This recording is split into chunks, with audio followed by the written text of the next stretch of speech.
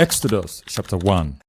Now, these are the names of the children of Israel which came into Egypt. Every man and his household came with Jacob: Reuben, Simeon, Levi, and Judah, Issachar, Zebulun, and Benjamin, Dan and Naphtali, Gad and Asher. And all the souls that came out of the loins of Jacob were 70 souls, for Joseph was in Egypt already. And Joseph died, and all his brethren, and all that generation. And the children of Israel were fruitful, and increased abundantly, and multiplied, and waxed exceedingly mighty, and the land was filled with them. Now there arose up a new king over Egypt, which knew not Joseph. And he said unto his people, Behold, the people of the children of Israel are more and mightier than we. Come on, let us deal wisely with them, lest they multiply, and it come to pass, that when there falleth out any war, they join also unto our enemies, and fight against us, and so get them out of the land. Therefore did they set over them taskmasters to afflict them with their burdens, and they built for Pharaoh treasure cities, Pithom and Ramses. But the more they afflicted them, the more they multiplied and grew, and they were grieved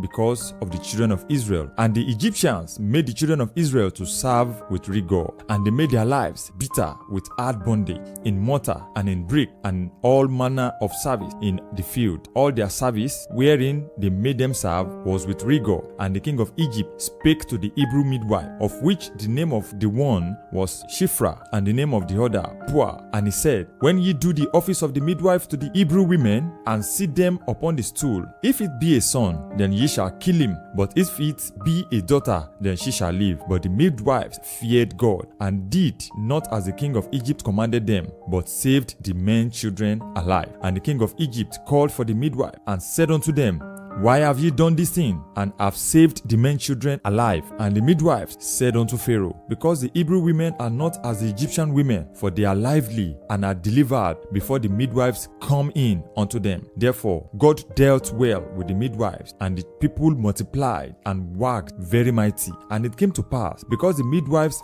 feared God, that he made them houses. And Pharaoh charged all the people, saying, Every son that is born ye shall cast into the river, and every daughter ye shall save alive. Exodus chapter 2.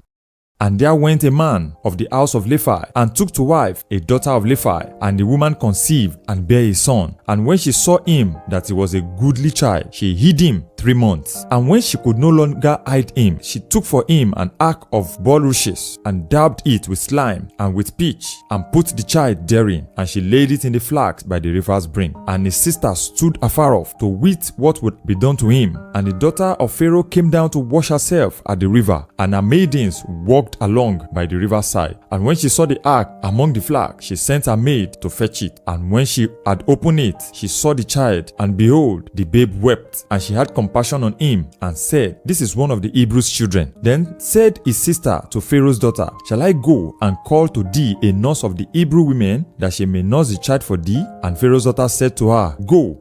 And the maid went and called the child's mother. And Pharaoh's daughter said unto her, Take this child away, and nurse it for me, and I will give thee thy wages. And the women took the child, and nursed it. And the child grew, and she brought him unto Pharaoh's daughter, and he became her son. And she called his name Moses. And she said, Because I drew him out of the water. And it came to pass in those days, when Moses was grown, that he went out unto his brethren, and looked on the burdens. And he spied an Egyptian smiting an Hebrew, one of his brethren. And he looked this way and that way. And when he saw that there was no man, he slew the Egyptian, and hid him in the sand. And when he went out the second day, behold, 2 men of the Hebrews strove together.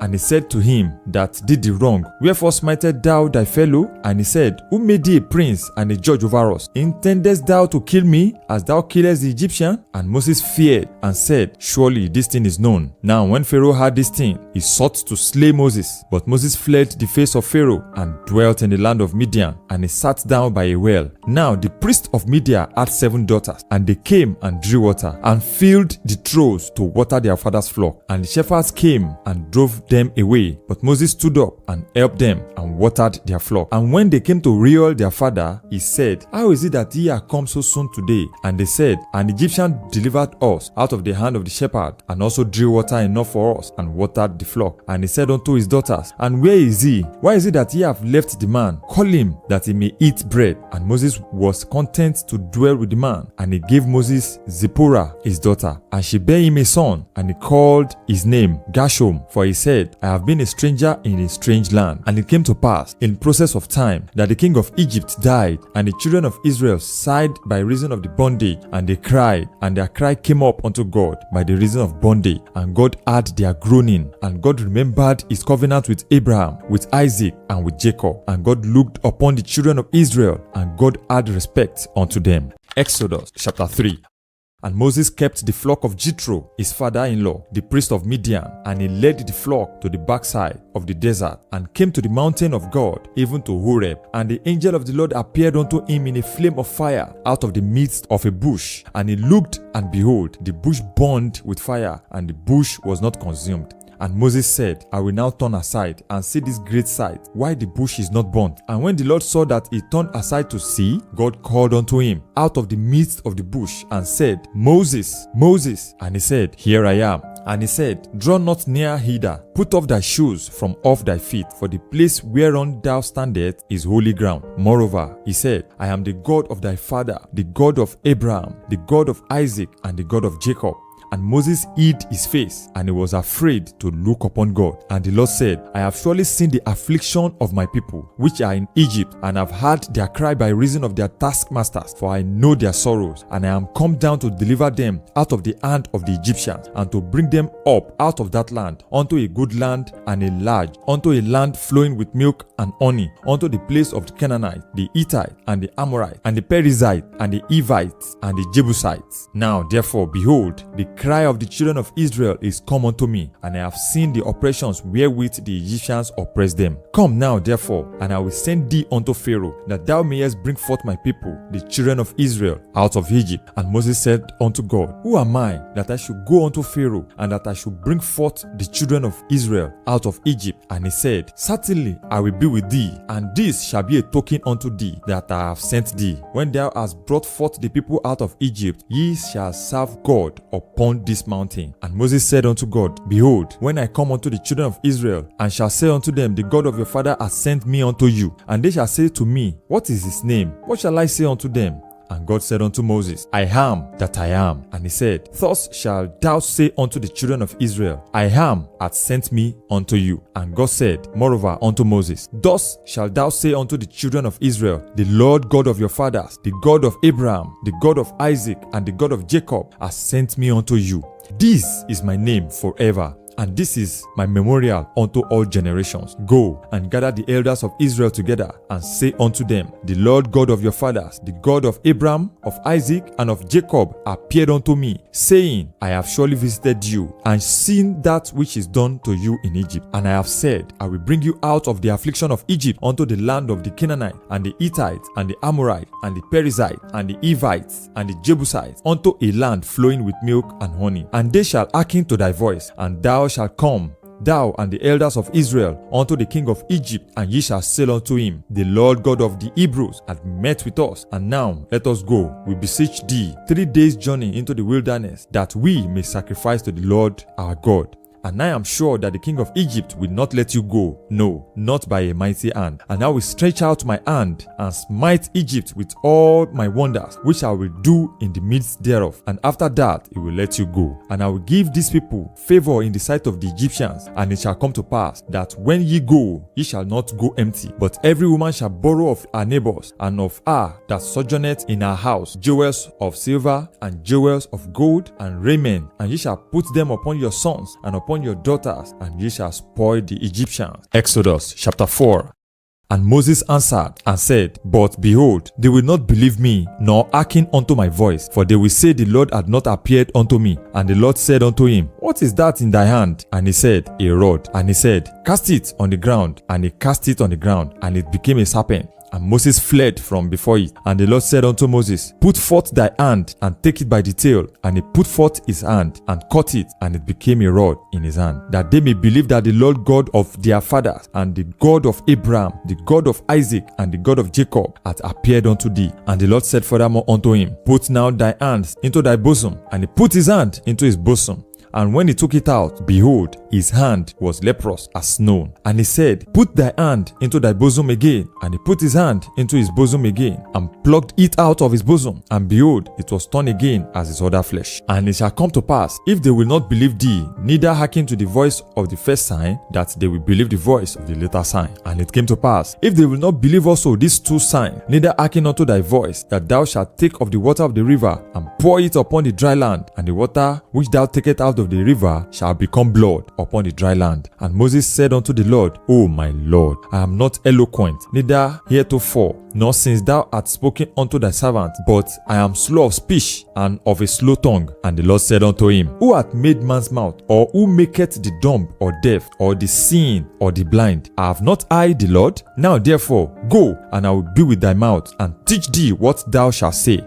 And he said, O my Lord, send, I pray thee, by the hand of him whom thou wilt send. And the anger of the Lord was kindled against Moses. And he said, Is not Aaron the Levite thy brother? I know that he can speak well. And also, behold, he cometh forth to meet thee. And when he seeth thee, he will be glad in his heart. And thou shalt speak unto him, and put words in his mouth. And I will be with thy mouth, and with his mouth, and will teach you what he shall do. And he shall be thy spokesman unto the people. And he shall be, even he shall be to thee instead of a mouth, and thou shalt be to him instead of God. And thou shalt take this rod in thy hand, wherewith thou shalt do sign. And Moses went and returned to Jethro his father-in-law, and said unto him, Let me go, I pray thee, and return unto my brethren which are in Egypt, and see whether they be yet alive. And Jethro said to Moses, Go in peace. And the Lord said unto Moses in Midian, Go, return into Egypt, for all the men are dead which sought thy life. And Moses took his wife and his sons, and set them upon an ass, and he returned to the land of Egypt.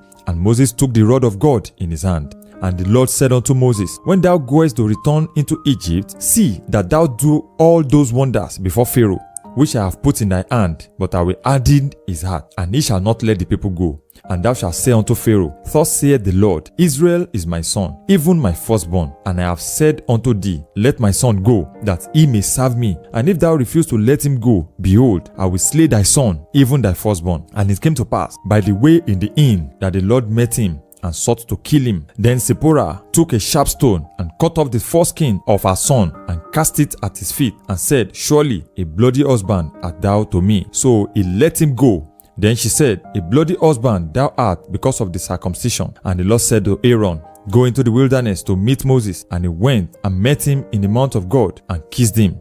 And Moses told Aaron all the words of the Lord which had sent him, and all the signs which he had commanded him. And Moses and Aaron went and gathered together all the elders of the children of Israel. And Aaron spake all the words which the Lord had spoken unto Moses, and did the signs in the sight of the people. And the people believed. And when they heard that the Lord had visited the children of Israel, and that he had looked upon their affliction, then they bowed their heads and worshipped. Exodus chapter 5. And afterward Moses and Aaron went in and told Pharaoh, Thus saith the Lord God of Israel, Let my people go, that they may hold a feast unto me in the wilderness. And Pharaoh said, Who is the Lord that I should obey his voice to let Israel go? I know not the Lord, neither will I let Israel go. And they said, The God of the Hebrews hath met with us. Let us go, we pray thee, 3 days' journey into the desert, and sacrifice unto the Lord our God, lest he fall upon us with pestilence or with the sword. And the king of Egypt said unto them, Wherefore do ye, Moses and Aaron, let the people from their works? Get you unto your burdens. And Pharaoh said, Behold, the people of the land now are many, and ye make them rest from their burdens. And Pharaoh commanded the same day the taskmasters of the people and their officers, saying, Ye shall no more give the people straw to make brick as heretofore. Let them go and gather straw for themselves, and the tail of the bricks which they did make heretofore ye shall lay upon them.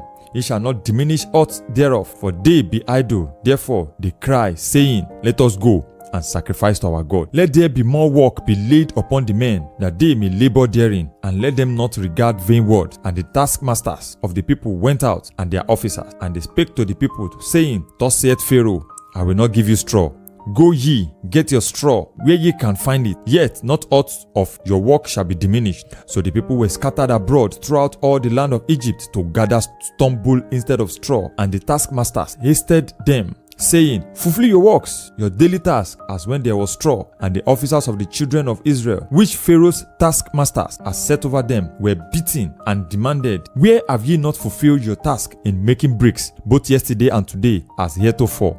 Then the officers of the children of Israel came and cried unto Pharaoh, saying, Wherefore dealest thou thus with thy servant? There is no straw given unto thy servant. And they said to us, Make brick. And behold, thy servants are beaten, but the fault is in thy own people.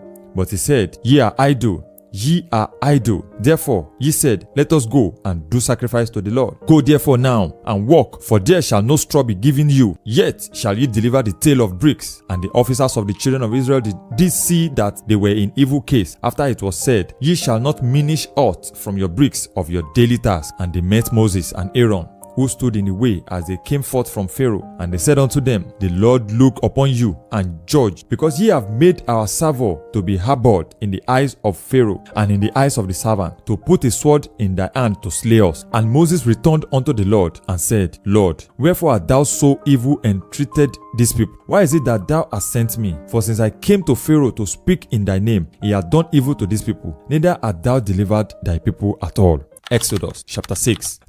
Then the Lord said unto Moses, Now shalt thou see what I will do to Pharaoh, for with a strong hand shall he let them go, and with a strong hand shall he drive them out of his land. And God spake unto Moses, and said unto him, I am the Lord, and I appeared unto Abraham, unto Isaac, and unto Jacob, by the name of God Almighty, but by my name Jehovah was I not known to them. And I have also established my covenant with them to give them the land of Canaan, the land of their pilgrimage, wherein they were strangers. And I have also heard the groaning of the children of Israel, whom the Egyptians keep in bondage, and I have remembered my covenant. Wherefore say unto the children of Israel, I am the Lord, and I will bring you out from under the burdens of the Egyptians, and I will rid you out of their bondage, and I will redeem you with a stretched out arm and with great judgment. And I will take you to me for a people, and I will be to you a God. And ye shall know that I am the Lord your God, which bringeth you out from under the burdens of the Egyptians. And I will bring you in unto the land concerning thee which I did swear to give it to Abraham, to Isaac, and to Jacob, and I will give it you for an heritage. I am the Lord. And Moses spake so unto the children of Israel, but they hearkened not unto Moses for anguish of spirit and for cruel bondage. And the Lord spake unto Moses, saying, Go in, speak unto Pharaoh, king of Egypt, that he let the children of Israel go out of his land. And Moses spake before the Lord, saying, Behold, the children of Israel have not hearkened unto me.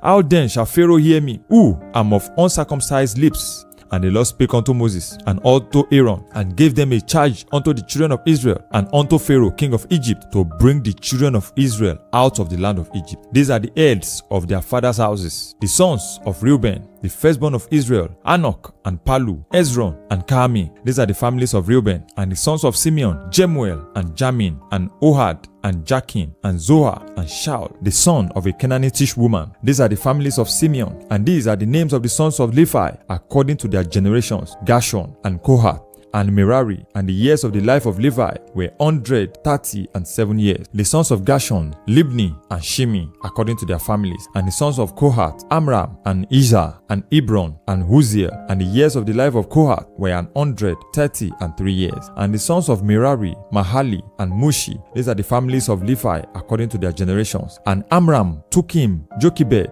his father's sister, to wife, and she bare him Aaron and Moses. And the years of the life of Amram were 137 years. And the sons of Izhar, Korah and Nepheg and Zikri. And the sons of Uziel, Mishael and Elzaphan and Zitri. And Aaron took him Elisheba, daughter of Aminadab, sister of Nahshon, to wife, and she bare him Nadab and Abihu, Eleazar and Itamar. And the sons of Korah, Azil and Elkanah and Abiasap. These are the families of Kohites. And Eleazar, Aaron's son, took him, one of the daughters of Putiel, to wife, and she bare him Phinehas. These are the heads of the fathers of the Levites, according to their families. These are that Aaron and Moses, to whom the Lord said, Bring out the children of Israel from the land of Egypt, according to their armies. These are they which spake to Pharaoh, king of Egypt, to bring out the children of Israel from Egypt. These are that Moses and Aaron. And it came to pass on the day when the Lord spoke unto Moses in the land of Egypt, that the Lord spake unto Moses, saying, I am the Lord. Speak thou unto Pharaoh, king of Egypt, all that I say unto thee. And Moses said before the Lord, Behold, I am of uncircumcised lips, and how shall Pharaoh hearken unto me? Exodus chapter 7. And the Lord said unto Moses, See, I have made thee a god to Pharaoh, and Aaron thy brother shall be thy prophet. Thou shalt speak all that I command thee, and Aaron thy brother shall speak unto Pharaoh, that he send the children of Israel out of his land. And I will harden Pharaoh's heart, and multiply my signs and my wonders in the land of Egypt. But Pharaoh shall not hearken unto you, that I may lay my hand upon Egypt, and bring forth my armies and my people, the children of Israel, out of the land of Egypt by great judgment. And the Egyptians shall know that I am the Lord, when I stretch forth my hand upon Egypt, and bring out the children of Israel from among them.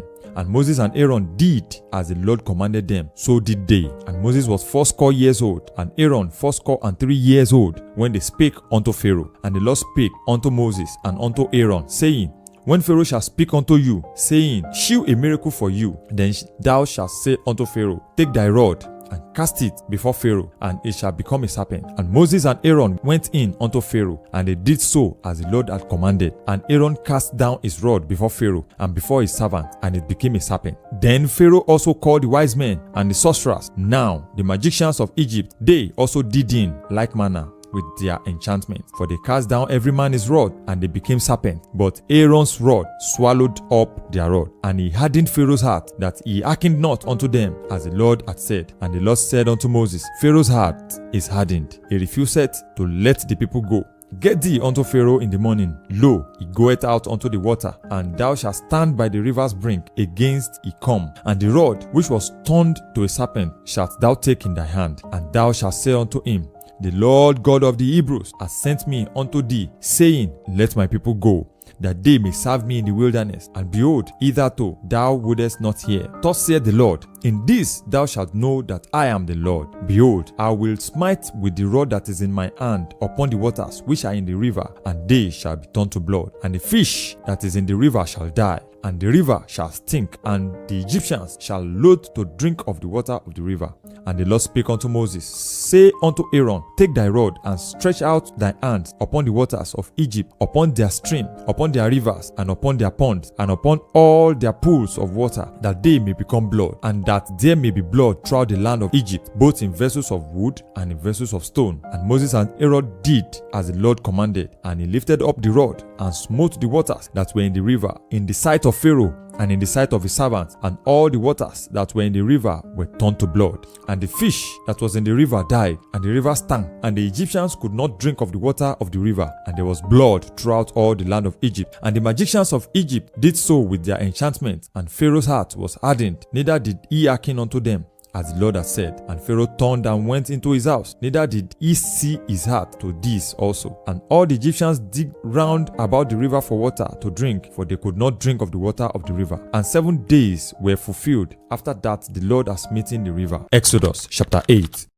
And the Lord spake unto Moses, Go unto Pharaoh, and say unto him, Thus saith the Lord, Let my people go, that they may serve me. And if thou refuse to let them go, behold, I will smite all thy borders with frogs, and the river shall bring forth frogs abundantly, which shall go up and come into thine house, and into thy bedchamber, and upon thy bed, and into the house of thy servant, and upon thy people, and into thine ovens, and into thy kneading trough. And the frogs shall come up both on thee, and upon thy people, and upon all thy servants. And the Lord spake unto Moses, Say unto Aaron, Stretch forth thy hand with thy rod over the streams, over the rivers, and over the ponds, and cause frogs to come up upon the land of Egypt. And Aaron stretched out his hand over the waters of Egypt, and the frogs came up and covered the land of Egypt. And the magicians did so with their enchantments, and brought up frogs upon the land of Egypt. Then Pharaoh called for Moses and Aaron, and said, Entreat the Lord, that he may take away the frogs from me and from my people, and I will let the people go, that they may do sacrifice unto the Lord.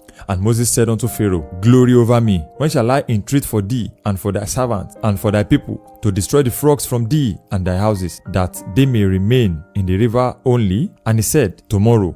And he said, Be it according to thy word, that thou mayest know that there is none like unto the Lord our God. And the frogs shall depart from thee, and from thy houses, and from thy servants, and from thy people, and they shall remain in the river only. And Moses and Aaron went out from Pharaoh, and Moses cried unto the Lord because of the frogs which he had brought against Pharaoh. And the Lord did according to the word of Moses, and the frogs died out of the houses, out of the villages, and out of the fields, and they gathered them together upon heaps, and the land stank. But when Pharaoh saw that there was respite, he hardened his heart, and hearkened not unto them, as the Lord had said. And the Lord said unto Moses, Say unto Aaron, Stretch out thy rod, and smite the dust of the land, that it may become lice throughout all the land of Egypt. And they did so, for Aaron stretched out his hand with the rod, and smote the dust of the earth, and it became lice in man and in beast. All the dust of the land became lice throughout all the land of Egypt. And the magicians did so with their enchantment to bring forth lice, but they could not. So there were lice upon man and upon beast. Then the magicians said unto Pharaoh, This is the finger of God. And Pharaoh's heart was hardened, and he hearkened not unto them, as the Lord had said. And the Lord said unto Moses, Rise up early in the morning, and stand before Pharaoh. Lo, he cometh forth to the water. And say unto him, Thus saith the Lord, Let my people go, that they may serve me. Else, if thou wilt not let my people go, behold, I will send swarms of flies upon thee, and upon thy servant, and upon thy people, and into thy houses. And the houses of the Egyptians shall be full of swarms of flies, and also the ground whereon they are. And I will sever in that day the land of Goshen, in which my people dwell, that no swarms of flies shall be there, to the end thou mayest know that I am the Lord in the midst of the earth. And I will put a division between my people and thy people. Tomorrow shall this sign be. And the Lord did so. And there came a grievous swarm of flies into the house of Pharaoh, and into his servants' houses, and into all the land of Egypt. The land was corrupted by the reason of the swarms of flies. And Pharaoh called for Moses and for Aaron, and said, Go ye, sacrifice to your God in the land. And Moses said,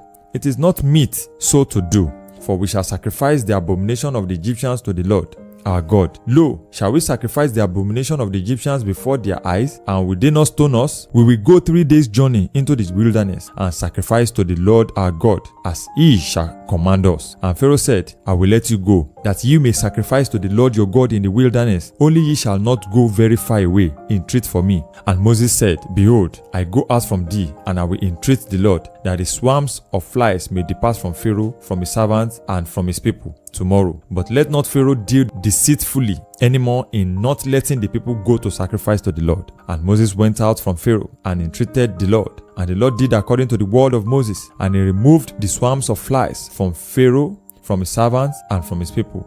There remained not one. And Pharaoh hardened his heart at this time also, neither will he let the people go. Exodus chapter 9. Then the Lord said unto Moses, Go in unto Pharaoh, and tell him, Thus saith the Lord God of the Hebrews, Let my people go, that they may serve me. But if thou refuse to let them go, and will hold them still, behold, the hand of the Lord is upon the cattle which is in the field, upon the horses, upon the asses, upon the camels, upon the oxen, and upon the sheep. There shall be a very grievous murrain, and the Lord shall sever between the cattle of Israel and the cattle of Egypt, and there shall nothing die of all that is the children of Israel. And the Lord appointed a set time, saying, Tomorrow the Lord shall do this thing in the land. And the Lord did that thing on the morrow, and all the cattle of Egypt died, but of the cattle of the children of Israel died not one. And Pharaoh sent, and behold, there was not one of the cattle of the Israelites dead, and the heart of Pharaoh was hardened, and he did not let the people go. And the Lord said unto Moses and unto Aaron, Take to you handfuls of ashes of the furnace, and let Moses sprinkle it towards the heaven in the sight of Pharaoh. And it shall become small dust in all the land of Egypt, and shall be a boil breaking forth with blains upon man and upon beast throughout all the land of Egypt. And they took ashes of furnace and stood before Pharaoh. And Moses sprinkled it up towards heaven, and it became a boil, breaking forth with blains upon man and upon beast. And the magicians could not stand before Moses because of the boils, for the boil was upon the magicians and upon all the Egyptians. And the Lord hardened the heart of Pharaoh, and he hearkened not unto them, as the Lord had spoken unto Moses. And the Lord said unto Moses, Rise up early in the morning, and stand before Pharaoh, and say unto him, Thus saith the Lord God of the Hebrews, Let my people go, that they may serve me. For I will at this time send all the plagues upon thy heart, and upon thy servant, and upon thy people, that thou mayest know that there is none like me in all the earth. For now I will stretch out my hand, that I may smite thee and thy people with pestilence, and thou shalt be cut off from the earth. And in very deed for this cause have I raised thee up, for to shew in thee my power, and that my name may be declared throughout all the earth. As yet exalted thou thyself against my people, that thou wilt not let them go? Behold, tomorrow about this time I will cause it to rain a very grievous hail, such as hath not been seen in Egypt since the foundation thereof, even until now. Send therefore now, and gather thy cattle, and all that thou art in the field, for upon every man and beast which shall be found in the field, and shall not be brought home, the hail shall come down upon them, and they shall die. He that feared the word of the Lord among the servants of Pharaoh made the servant and his cattle flee into the houses. And he that regarded not the word of the Lord left his servant and his cattle in the field. And the Lord said unto Moses, Stretch forth thy hand towards heaven, that there may be hail in all the land of Egypt, upon man, and upon beast, and upon every herb of the field throughout the land of Egypt. And Moses stretched forth his rod towards heaven, and the Lord sent thunder and hail, and the fire ran along upon the ground, and the Lord rained hail upon the land of Egypt. So there was hail and fire mingled with hail, very grievous, such as there was none like it in all the land of Egypt since it became a nation. And the hail smote throughout all the land of Egypt, all that was in the field, both man and beast. And the hail smote every herb of the field, and brake every tree of the field. Only in the land of Goshen, where the children of Israel were, was there no hail. And Pharaoh sent and called for Moses and Aaron, and said unto them, I have sinned this time. The Lord is righteous, and I and my people are wicked. Entreat the Lord, for it is enough, that there be no more mighty thundering and hail, and I will let you go, and ye shall stay no longer. And Moses said unto him, As soon as I am gone out of the city, I will spread abroad my hands unto the Lord, and the thunder shall cease, neither shall there be any more hail. But thou mayest know how the earth is the Lord's. But as for thee and thy servants, I know that you will not yet fear the Lord. And the flax and the barley was smitten, for the barley was in the ear, and the flax was boiled. But the wheat and the rye were not smitten, for they were not grown up. And Moses went out of the city from Pharaoh, and spread abroad his hands unto the Lord. And the thunders and hail ceased, and the rain was not poured upon the earth. And when Pharaoh saw that the rain and the hail and the thunders were ceased, he sinned yet more, and hardened his heart, he and his servant. And the heart of Pharaoh was hardened, neither would he let the children of Israel go, as the Lord had spoken by Moses. Exodus chapter 10. And the Lord said unto Moses, Go in unto Pharaoh, for I have hardened his heart and the heart of his servant, that I might shew these my signs before him, and that thou mayest tell in the ears of thy son and of thy son's son what things I have wrought in Egypt, and my signs which I have done among them, that he may know how that I am the Lord. And Moses and Aaron came in unto Pharaoh, and said unto him, Thus saith the Lord God of the Hebrews, How long wilt thou refuse to humble thyself before me? Let my people go, that they may serve me. Else, if thou refuse to let my people go, behold, tomorrow will I bring the locust into thy coast, and they shall cover the face of the earth, that one cannot be able to see the earth, and they shall eat the residue of that which is escaped, which remaineth unto you from the hail, and shall eat every tree which groweth for you out of the field. And they shall fill thy houses, and the houses of all thy servants, and the houses of all the Egyptians, which neither thy fathers nor thy fathers' fathers have seen since the day that they were upon the earth unto this day. And he turned himself and went out from Pharaoh. And Pharaoh's servant said unto him, How long shall this man be a snare unto us? Let the men go, that they may serve the Lord their God. Knowest thou not yet that Egypt is destroyed? And Moses and Aaron were brought again unto Pharaoh, and he said unto them, Go, serve the Lord your God. But who are they that shall go? And Moses said, We will go out with our young and with our old, and with our sons and with our daughters, with our flocks and with our herds. We will go, for we must hold a feast unto the Lord. And he said unto them, Let the Lord be so with you, as I will let you go, and your little ones. Look to it, for evil is before you. Not so. Go now, ye that are men, and serve the Lord, for that ye did desire. And they were driven out from Pharaoh's presence. And the Lord said unto Moses, Stretch out thy hand over the land of Egypt, for the locust, that they may come up in the land of Egypt, and eat every herb of the land, and even all that the hail had left. And Moses stretched forth his rod over the land of Egypt, and the Lord brought an east wind upon upon the land all that day and all that night. And when it was morning, the east wind brought the locusts. And the locusts went up over all the land of Egypt and rested in all the coast of Egypt. Very grievous were they. Before them there were no such locusts as they, neither after them shall be such. For they covered the face of the whole earth, so that the land was darkened. And they did eat every herb of the land, and all the fruit of the trees which the hail had left. And there remained not any green thing in the trees or in the herbs of the field through all the land of Egypt. Then Pharaoh called for Moses and Aaron in haste, and he said, I have sinned against the Lord your God and against you. Now therefore forgive, I pray thee, my sin only this once, and entreat the Lord your God that he may take away from me this death only.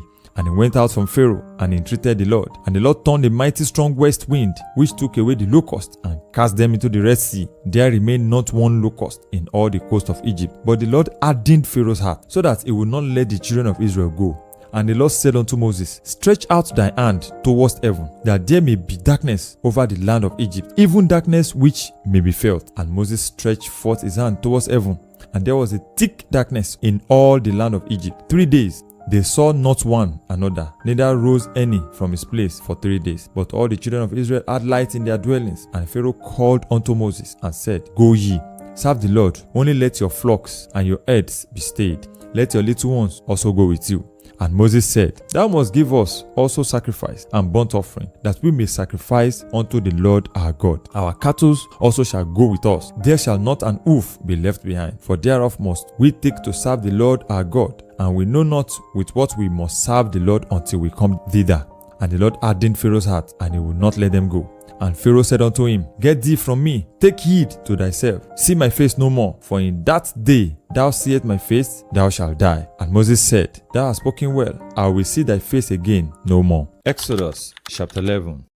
And the Lord said unto Moses, yet will I bring one plague more upon Pharaoh and upon Egypt. Afterwards he will let you go hence. When he shall let you go, he shall surely thrust you out hence altogether. Speak now in the ears of the people, and let every man borrow of his neighbor, and every woman of her neighbor, jewels of silver and jewels of gold. And the Lord gave the people favor in the sight of the Egyptians. Moreover, the man Moses was very great in the land of Egypt, in the sight of Pharaoh's servants and in the sight of the people. And Moses said, thus saith the Lord, about midnight will I go out into the midst of Egypt, and all the firstborn in the land of Egypt shall die, from the firstborn of Pharaoh that sitteth upon his throne, even unto the firstborn of the maidservant that is behind the mill, and all the firstborn of beasts. And there shall be a great cry throughout all the land of Egypt, such as there was none like it, nor there shall be like it any more. But against any of the children of Israel shall not a dog move his tongue against man or beast, that ye may know how that the Lord doth put a difference between the Egyptians and Israel. And all these thy servants shall come down unto me, and bow down themselves unto me, saying, get thee out, and all the people shall follow thee. And after that I will go out. And he went out from Pharaoh in a great anger. And the Lord said unto Moses, Pharaoh shall not hearken unto you, that my wonders may be multiplied in the land of Egypt. And Moses and Aaron did all these wonders before Pharaoh. And the Lord hardened Pharaoh's heart, so that he would not let the children of Israel go out of his land. Exodus chapter 12. And the Lord spake unto Moses and Aaron in the land of Egypt, saying, this month shall be unto you the beginning of months. It shall be the first month of the year to you. Speak ye unto all the congregation of Israel, saying, in the 10th day of this month they shall take to them every man a lamb according to the house of their fathers, a lamb for an house. And if the household be too little for the lamb, let him and his neighbor next unto his house take it according to the number of the souls. Every man according to his eating shall make your count for the lamb. Your lamb shall be without blemish, a male of the first year. Ye shall take it out from the sheep or from the goats, and ye shall keep it up until the 14th day of the same month. And the whole assembly of the congregation of Israel shall kill it in the evening. And they shall take of the blood, and strike it on the 2 side posts, and on the upper door post of the houses, wherein they shall eat it. And they shall eat the flesh in that night, roast with fire, and unleavened bread, and with bitter herbs they shall eat it. Eat now of it raw, nor sodden at all with water, but roast with fire, his head with his legs, and with the purtenance thereof. And ye shall let nothing of it remain until the morning, and that which remaineth of it until the morning ye shall burn up with fire. And thus shall ye eat it, with your loins girded, your shoes on your feet, and your staff in your hand, and ye shall eat it in haste. It is the Lord's Passover. For I will pass through the land of Egypt this night, and will smite all the firstborn in the land of Egypt, both man and beast. And against all the gods of Egypt I will execute judgment. I am the Lord. And the blood shall be to you for a token upon the houses where ye are. And when I see the blood, I will pass over you. And the plague shall not be upon you to destroy you, when I smite the land of Egypt. And this day shall be unto you for a memorial, and ye shall keep it a feast to the Lord throughout your generations. Ye shall keep it a feast by an ordinance forever. 7 days shall ye eat unleavened bread. Even the first day ye shall put away leaven out of your houses. For whosoever eateth leavened bread from the first day until the 7th day, that soul shall be cut off from Israel. And in the 7th day there shall be an holy convocation to you. No manner of work shall be done in them, save that which every man must eat, that only may be done of you. And ye shall observe the feast of unleavened bread, for in this self same day have I brought your armies out of the land of Egypt. Therefore shall ye observe this day in your generation by an ordinance forever. In the first month, on the 14th day of the month at even, ye shall eat unleavened bread until the 21st day of the month at even. 7 days shall there be no leaven found in your houses. For whosoever eateth that which is living, even that soul shall be cut off from the congregation of Israel, whether he be a stranger or born in the land. Ye shall eat nothing leaven in all your habitations, shall ye eat unleavened bread. Then Moses called for all the elders of Israel, and said unto them, Draw out, and take you a lamb according to your families, and kill the Passover. And ye shall take a bunch of hyssop, and dip it in the blood that is in the basin, and strike the lintel and the 2 side posts with the blood that is in the basin. And none of you shall go out at the door of his house until the morning. For the Lord will pass through to smite the Egyptians. And when he seeth the blood upon the lintel and on the 2 side posts, the Lord will pass over the door, and will not suffer the destroyer to come in unto your houses to smite you. And ye shall observe this thing for an ordinance to thee and to thy sons forever. And it shall come to pass, when ye be come to the land which the Lord will give you, according as he hath promised, that ye shall keep this service. And it shall come to pass, when your children shall say unto you, What mean ye by this service? That ye shall say, It is the sacrifice of the Lord's Passover, who passed over the houses of the children of Israel in Egypt, when he smote the Egyptians, and delivered our houses. And the people bowed the head and worshipped. And the children of Israel went away, and did as the Lord has commanded Moses and Aaron, so did they. And it came to pass, that at midnight the Lord smote all the firstborn in the land of Egypt, from the firstborn of Pharaoh that sat on the throne, unto the firstborn of the captive that was in the dungeon, and all the firstborn of cattle. And Pharaoh rose up in the night, he and all his servants, and all the Egyptians. And there was a great cry in Egypt, for there was not a house where there was not one dead. And he called for Pharaoh and Aaron that night, and said, Rise up, get ye forth from among my people, both ye and the children of Israel, and go and serve the Lord, as ye have said. Also take your flocks and your herds, and as ye have said, and be gone, and bless me also. And the Egyptians were urgent upon the people that they might send them out of the land in haste, for they said, We be all dead men. And the people took their dough before it was leavened, their didding troughs being bound up in their clothes upon their shoulders. And the children of Israel did according to the word of Moses, and they borrowed of the Egyptians jewels of silver and jewels of gold and raiment. And the Lord gave the people favor in the sight of the Egyptians, so that they lent unto them such things as they required, and they spoiled the Egyptians. And the children of Israel journeyed from Ramesses to Succoth, about 600,000 on foot, that were men beside children. And a mixed multitude went up also with them, and flocks and herds, even very much cattle. And they baked unleavened cakes of the dough which they brought forth out of Egypt, for it was not leavened, because they were thrust out of Egypt and could not tarry. Neither had they prepared for themselves any victual. Now the sojourning of the children of Israel who dwelt in Egypt was 430 years. And it came to pass, at the end of the 430 years, even the self same day, it came to pass, that all the host of the Lord went out from the land of Egypt. And it is a night to be much observed unto the Lord, for bringing them out of the land of Egypt. That is, that night of the Lord to be observed of all the children of Israel in their generations. And the Lord said unto Moses and Aaron, This is the ordinance of the Passover. There shall no stranger eat thereof, but every man's servant that is bought for money, when thou hast circumcised him, then shall he eat thereof. A foreigner and an hired servant shall not eat thereof. In one house shall it be eaten. Thou shalt not carry forth out of the flesh abroad out of the house, neither shall ye break a bone thereof. And all the congregation of Israel shall keep it. And when a stranger shall sojourn with thee, and will keep the Passover of the Lord, let all his males be circumcised. And then let him come near and keep it. And it shall be as one that is born in the land. For no uncircumcised person shall eat thereof. One law shall be to him that is homeborn, and unto the stranger that sojourn among you. Thus did all the children of Israel as the Lord commanded Moses and Aaron, so did they. And it came to pass the selfsame day that the Lord did bring the children of Israel out of the land of Egypt by their armies. Exodus chapter 13. And the Lord spake unto Moses, saying, Sanctify unto me all the firstborn, whatsoever openeth the womb among the children of Israel, both of man and of beast, it is mine. And Moses said unto the people, Remember this day in which ye came out from Egypt, out of the houses of bondage, for by strength of hand of the Lord brought you out from this place. There shall no living bread be eaten. This day came ye out in the month of Abib.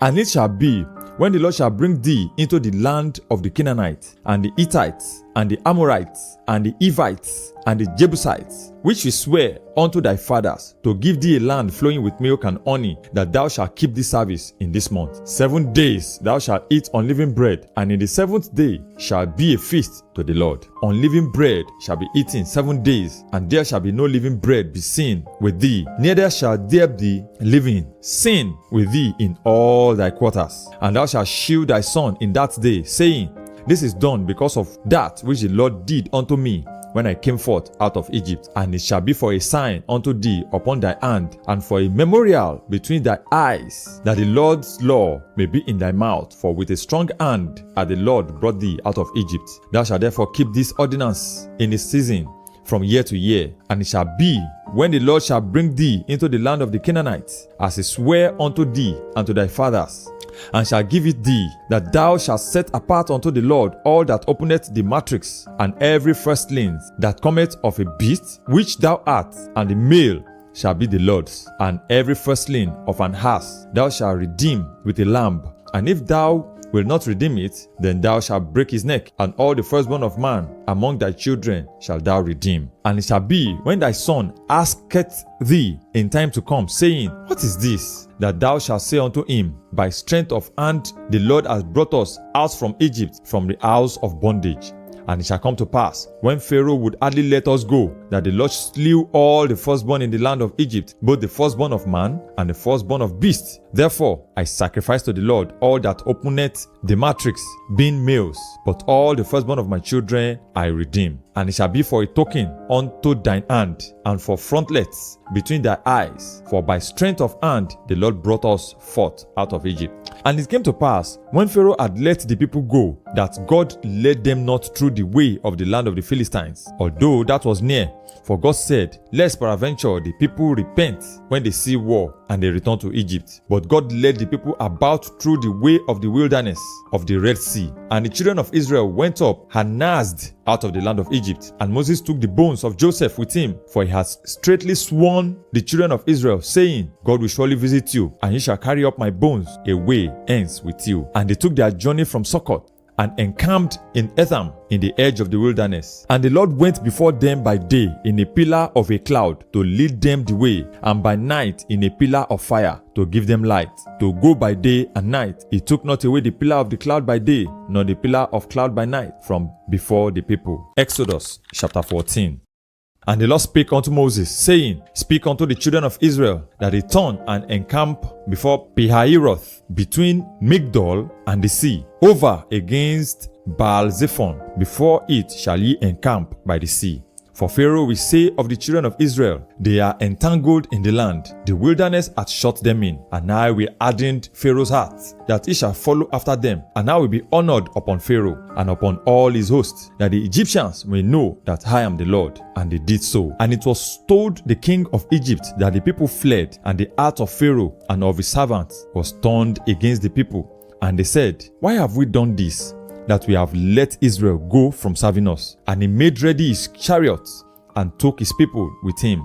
And he took 600 chosen chariots and all the chariots of Egypt and captain over every one of them. And the Lord hardened the heart of Pharaoh, king of Egypt, and he pursued after the children of Israel. And the children of Israel went out with an high hand, but the Egyptians pursued after them all the horses and chariots of Pharaoh and his horsemen and his army, and overtook them, encamping by the sea beside Pihahiroth before Baal-zephon. And when Pharaoh drew near, the children of Israel lifted up their eyes, and behold, the Egyptians marched after them, and they were sore afraid. And the children of Israel cried unto the Lord.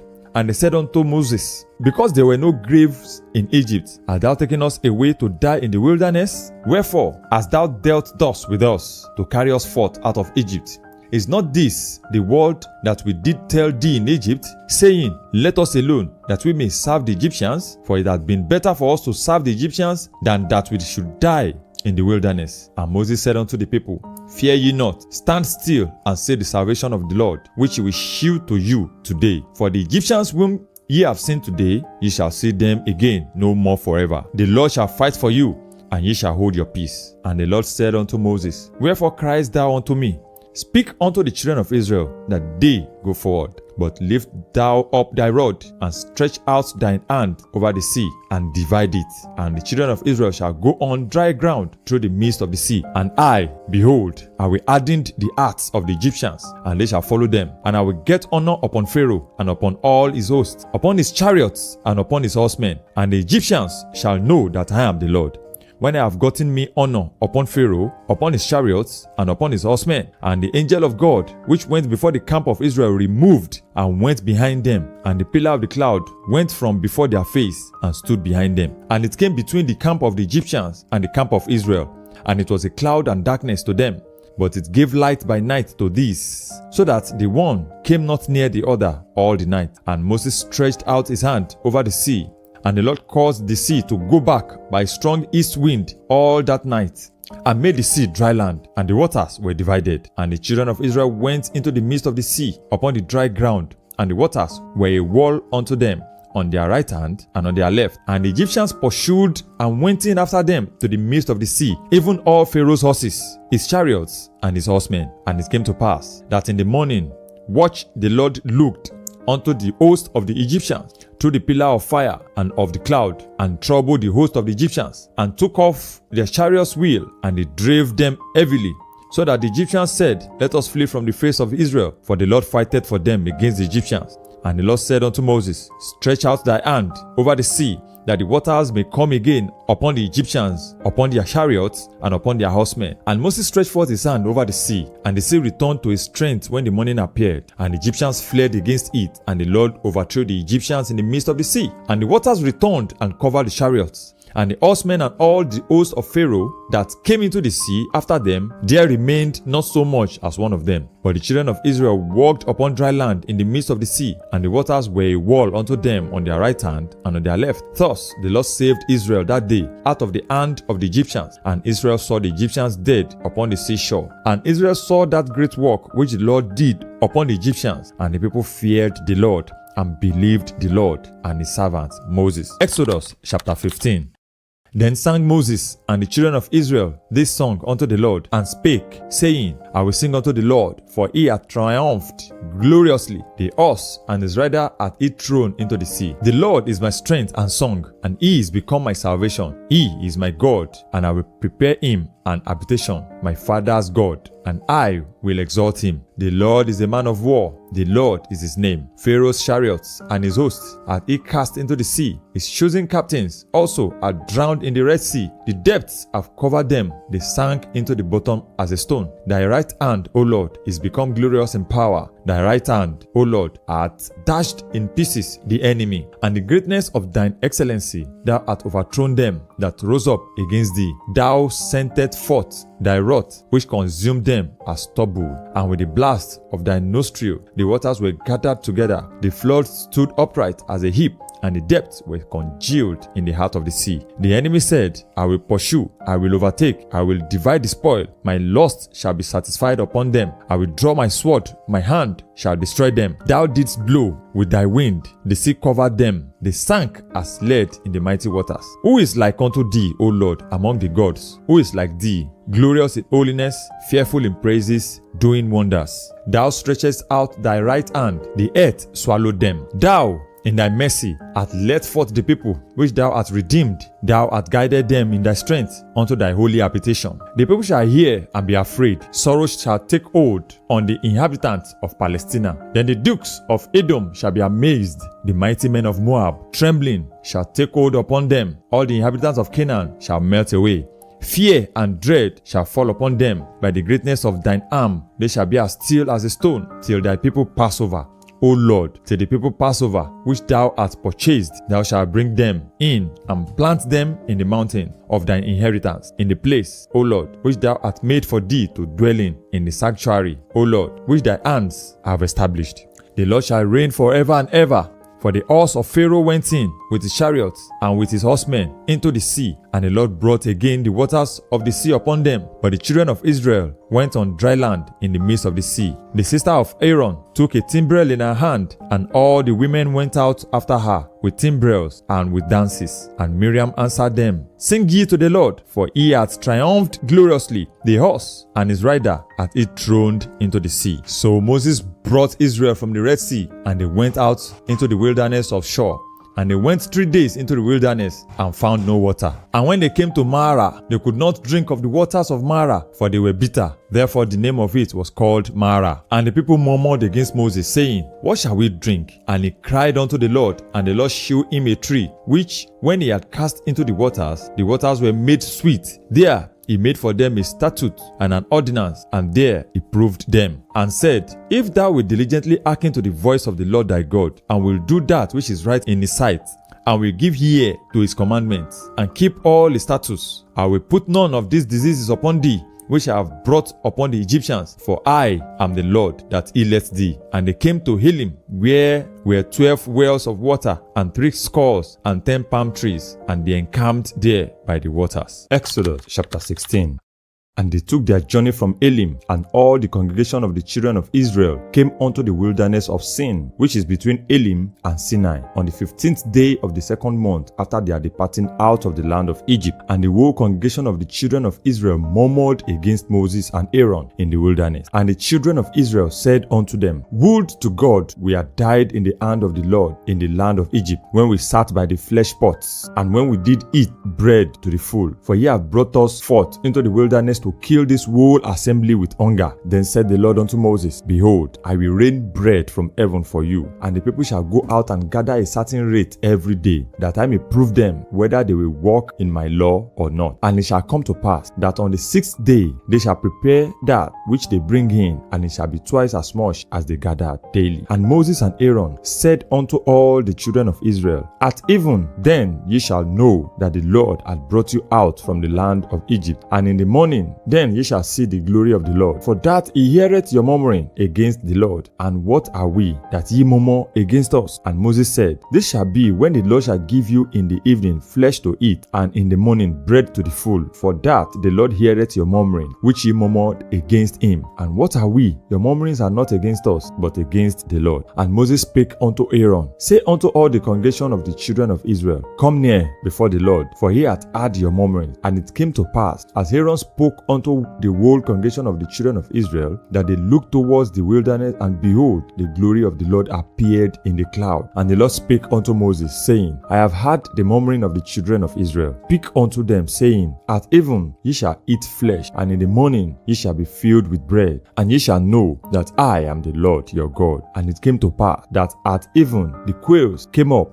and covered the camp, and in the morning the dew lay round about the host. And when the dew that lay was gone up, behold, upon the face of the wilderness there lay a small round thing, as small as the hoar frost on the ground. And when the children of Israel saw it, they said one to another, It is manna, for wist not what it was. And Moses said unto them, This is the bread which the Lord had given you to eat. This is the thing which the Lord had commanded. Gather of it every man according to his eating, and omer for every man according to the number of your person. Take ye every man for them which are in his tent. And the children of Israel did so, and gathered, some more, some less. And when they did mete it with an omer, he that gathered much had nothing over, and he that gathered little had no lack. They gathered every man according to his eating. And Moses said, Let no man leave it till the morning. Notwithstanding, they hearkened not unto Moses, but some of them left of it until the morning, and its bread warmed and stank, and Moses was wroth with them. And they gathered it every morning, every man according to his eating. And when the sun waxed hot, it melted. And it came to pass that on the 6th day they gathered twice as much bread, 2 omers for one man. And all the rulers of the congregation came and told Moses. And he said unto them, This is that which the Lord hath said, Tomorrow is the rest of the holy Sabbath unto the Lord. Bake that which ye will bake today, and see that ye will see it, and that which remaineth over lay up for you to be kept until the morning. And they laid it up till the morning, as Moses bade, and it did not stink, neither was there any worm therein. And Moses said, Eat that today, for today is a Sabbath unto the Lord. Today ye shall not find it in the field. 6 days ye shall gather it, but on the 7th day, which is the Sabbath, in it there shall be no more. And it came to pass that there went out some of the people on the 7th day for to gather, and they found none. And the Lord said unto Moses, How long refuse ye to keep my commandments and my laws? See, for that the Lord hath given you the Sabbath, therefore he giveth you on the 6th day the bread of 2 days. Abide ye every man in his place. Let no man go out of his place on the 7th day. So the people rested on the 7th day, and the house of Israel called the name thereof manna, and it was like coriander seed, white, and the taste of it was like wafers made with honey. And Moses said, This is the thing which the Lord commanded, fill an omer of it to be kept for your generations, that they may see the bread wherewith I have fed you in the wilderness, when I brought you forth from the land of Egypt. And Moses said unto Aaron, Take a pot, and put an omer full of manna therein, and lay it up before the Lord to be kept for your generations. As the Lord commanded Moses, so Aaron laid it up before the testimony to be kept. And the children of Israel did eat manna 40 years, until they came to a land inhabited. They did eat manna until they came unto the borders of the land of Canaan. Now an omer is the 10th part of an ephah. Exodus chapter 17. And all the congregation of the children of Israel journeyed from the wilderness of Sin after their journeys, according to the commandment of the Lord, and pitched in Rephidim, and there was no water for the people to drink. Wherefore the people did chide with Moses, and said, Give us water, that we may drink. And Moses said unto them, Why chide ye with me? Wherefore do ye tempt the Lord? And the people thirsted there for water. And the people murmured against Moses, and said, Wherefore is this that thou hast brought us up out of Egypt, to kill us and our children and our cattle with thirst? And Moses cried unto the Lord, saying, What shall I do unto this people? They be almost ready to stone me. And the Lord said unto Moses, Go on before the people, and take with thee of the elders of Israel and thy rod, wherewith thou smotest the river, take in thy hand, and go. Behold, I will stand before thee there upon the rock in Horeb, and thou shalt smite the rock, and there shall come water out of it, and the people may drink. And Moses did so in the sight of the elders of Israel. And he called the name of the place Massah and Meribah, because of the chiding of the children of Israel, and because they tempted the Lord, saying, Is the Lord among us or not? And came Amalek and fought with Israel in Rephidim. And Moses said unto Joshua, Choose us out men, and go out, fight with Amalek. Tomorrow I will stand on the top of the hill with the rod of God in my hand. So Joshua did as Moses had said to him, and fought with Amalek. And Moses, Aaron, and Hur went up to the top of the hill. And it came to pass, when Moses held up his hand, that Israel prevailed, and when he let down his hand, Amalek prevailed. But Moses' hands were heavy, and they took a stone and put it under him, and he sat thereon. And Aaron and Hur stayed up his hands, the one on the one side, and the other on the other side. and his hands were steady until the going down of the sun. And Joshua discomfited Amalek and his people with the edge of the sword. And the Lord said unto Moses, Write this for a memorial in a book, and rehearse it in the ears of Joshua, for I will utterly put out the remembrance of Amalek from under heaven. And Moses built an altar, and called the name of it Jehovah Nissi. For he said, Because the Lord has sworn that the Lord will have war with Amalek from generation to generation. Exodus chapter 18.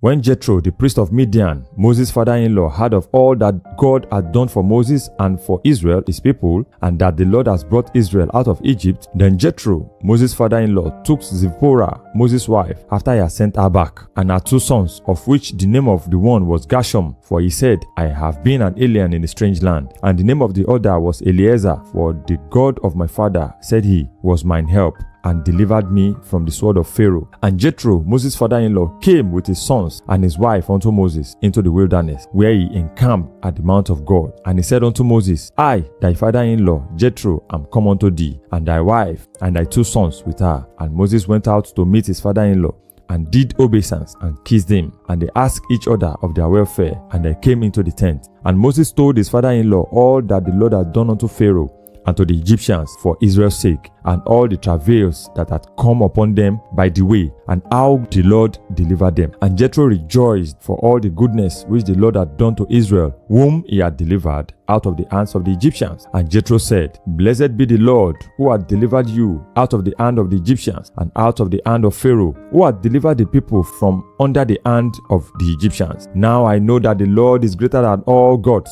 for in the thing wherein they dealt proudly, he was above them. And Jethro, Moses' father-in-law, took a burnt offering and sacrifices for God. And Aaron came, and all the elders of Israel, to eat bread with Moses' father-in-law before God. And it came to pass on the morrow that Moses sat to judge the people, and the people stood by Moses from the morning unto the evening. And when Moses' father-in-law saw all that he did to the people, he said, What is this thing that thou doest to the people? Why sittest thou thyself alone, and all the people stand by thee from morning unto even? And Moses said unto his father-in-law, Because the people come unto me to inquire of God. When they have a matter, they come unto me, and I judge between one and another, and I do make them know the statutes of God and his law. And Moses' father-in-law said unto him, The thing that thou doest is not good. Thou wilt surely wear away, both thou and this people that is with thee, for this thing is too heavy for thee. Thou art not able to perform it thyself alone. Hearken now unto my voice. I will give thee counsel, and God shall be with thee.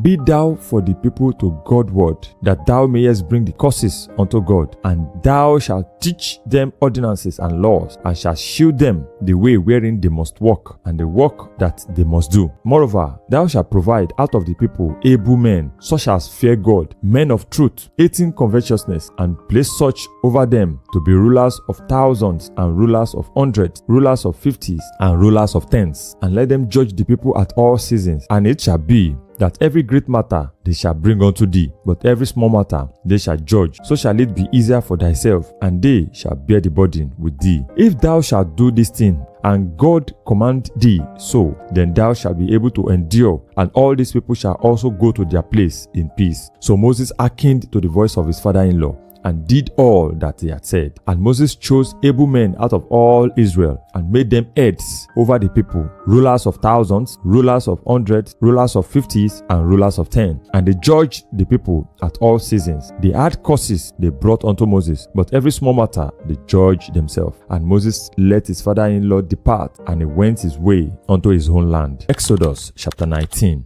In the 3rd month, when the children of Israel were gone forth out of the land of Egypt, the same day came they into the wilderness of Sinai, for they were departed from Rephidim, and were come to the desert of Sinai, and had pitched in the wilderness. And there Israel camped before the mount. And Moses went up unto God, and the Lord called unto him out of the mountain, saying, Thus shalt thou say to the house of Jacob, and tell the children of Israel, Ye have seen what I did unto the Egyptians, and how I bare you on eagle's wings, and brought you unto myself. Now therefore, if ye will obey my voice indeed, and keep my covenant, then ye shall be a peculiar treasure unto me above all people, for all the earth is mine. And ye shall be unto me a kingdom of priests, and a holy nation. These are the words which thou shalt speak unto the children of Israel. And Moses came and called for the elders elders of the people, and laid before their faces all these words which the Lord commanded him. And all the people answered together and said, All that the Lord has spoken we will do. And Moses returned the words to the people unto the Lord. And the Lord said unto Moses, Lo, I come unto thee in a thick cloud, that the people may hear when I speak with thee, and believe thee forever. And Moses told the words of the people unto the Lord. And the Lord said unto Moses, Go unto the people, and sanctify them today and tomorrow, and let them wash their clothes,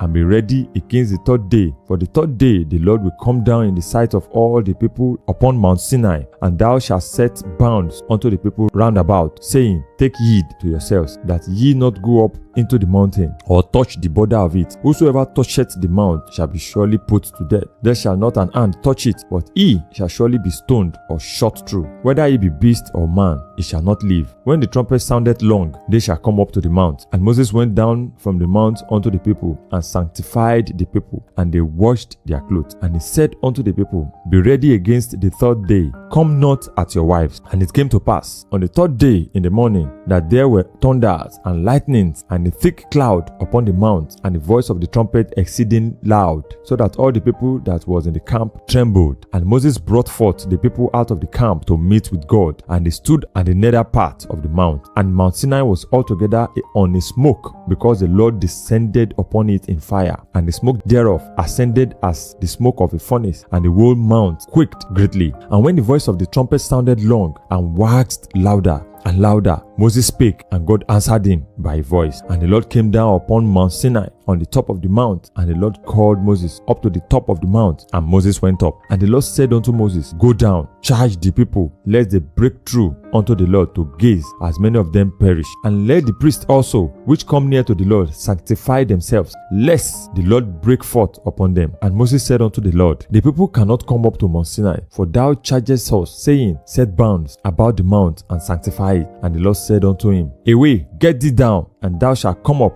thou and Aaron with thee. But let not the priests and the people break through to come up unto the Lord, lest he break forth upon them. So Moses went down unto the people, and spake unto them. Exodus chapter 20.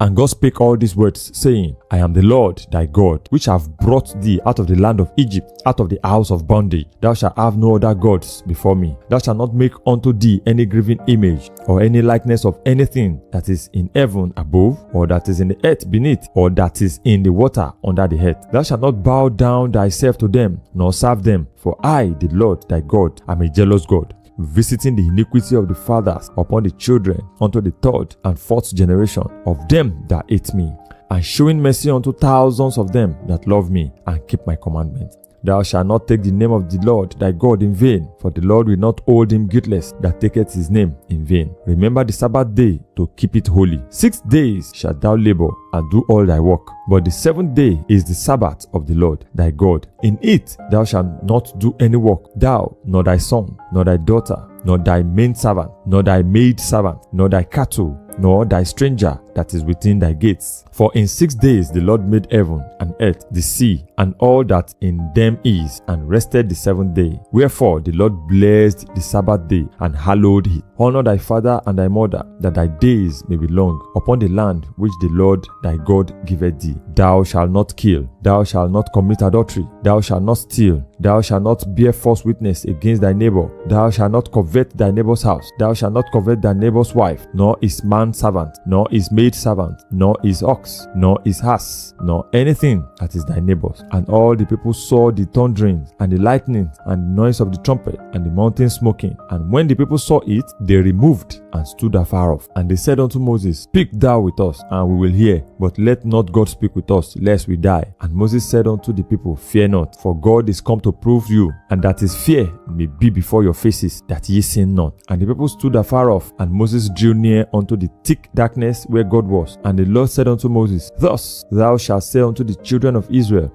Ye have seen that I have talked with you from heaven. Ye shall not make with me gods of silver, neither shall ye make unto you gods of gold. An altar of earth shalt thou make unto me, and shalt sacrifice thereon thy burnt offering and thy peace offering, thy sheep and thy oxen, in all places where I record my name. I will come unto thee, and I will bless thee. And if thou wilt make me an altar of stone, thou shalt not build it of hewn stone. For if thou lift up thy stool upon it, thou hast polluted it. Neither shalt thou go up by steps unto mine altar, that thy nakedness be not discovered thereon. Exodus chapter 21. Now these are the judgments which thou shalt set before them. If thou buy an Hebrew servant, 6 years he shall serve, and in the 7th he shall go out free for nothing. If he came in by himself, he shall go out by himself. If he were married, then his wife shall go out with him. If his master have given him a wife, and shall have borne him sons or daughters, the wife and her children shall be her master's, and he shall go out by himself. And if the servant shall plainly say, I love my master, my wife, and my children, I will not go out free, then his master shall bring him unto the judges. He shall also bring him to the door, or unto the doorpost, and his master shall bore his ear through with an howl, and he shall serve him forever. And if a man sell his daughter to be a maid servant, she shall not go out as the maid servant do. If she pleased not her master, who hath betrothed her to himself, then shall he let her be redeemed. To sell her unto a strange nation he shall have no power, seeing he hath dealt deceitfully with her. And if he have betrothed her unto his son, he shall deal with her after the manner of daughters. If he take him another wife, her food, her raiment, and her duty of marriage shall not diminish. And if he do not these 3 unto her, then shall she go out free without money. He that smiteth a man so that he die shall be surely put to death. And if a man lie not in wait, but God deliver him into his hand, then I will appoint thee a place whither he shall flee. But if a man come presumptuously upon his neighbor to slay him with gall, thou shalt take him from mine altar, that he may die. And he that smiteth his father or his mother shall be surely put to death. And he that stealeth a man and selleth him, or if he be found in his hand, he shall surely be put to death. And he that curseth his father or his mother shall surely be put to death. And if men strive together, and one smite another with a stone or with his fist, and he die not, but keepeth his bed, if he rise again and walk abroad upon his staff, then shall he that smote him be quit. Only he shall pay for the loss of his time, and shall cause him to be thoroughly healed. And if a man smiteth his servant or his maid with a rod, and he die under his hand, he shall be surely punished. Notwithstanding, if he continue a day or 2, he shall not be punished, for he is his money. If men strive and hurt a woman with child, so that her fruit depart from her, and yet no mischief follow, he shall surely punished according as the woman's husband will lay upon him, and he shall pay as the judges determined. And if any mischief follow, then thou shalt give life for life, eye for eye, tooth for tooth, hand for hand, foot for foot, burning for burning, wound for wound, stripe for stripe. And if a man smite the eye of his servant or the eye of his maid, that it perish, he shall let him go free for his eye's sake. And if he smite out his manservant's tooth or his maidservant's tooth, he shall let him go free for his tooth's sake. If an ox gore a man or a woman that they die, then the ox shall be surely stoned, and his flesh shall not be eaten, but the owner of the ox shall be quit. But if the ox were wont to push with his horn in time past, and it had been testified to his owner, and he had not kept him in, but that he had killed a man or a woman, the ox shall be stoned, and the owner also shall be put to death. If there be laid on him a sum of money, then he shall give for the ransom of his life whatsoever is laid upon him. Whether he have God a son or have God a daughter, according to this judgment shall it be done unto him. If the ox shall push a manservant or a maidservant, he shall give unto their master 30 shekels of silver, and the ox shall be stoned.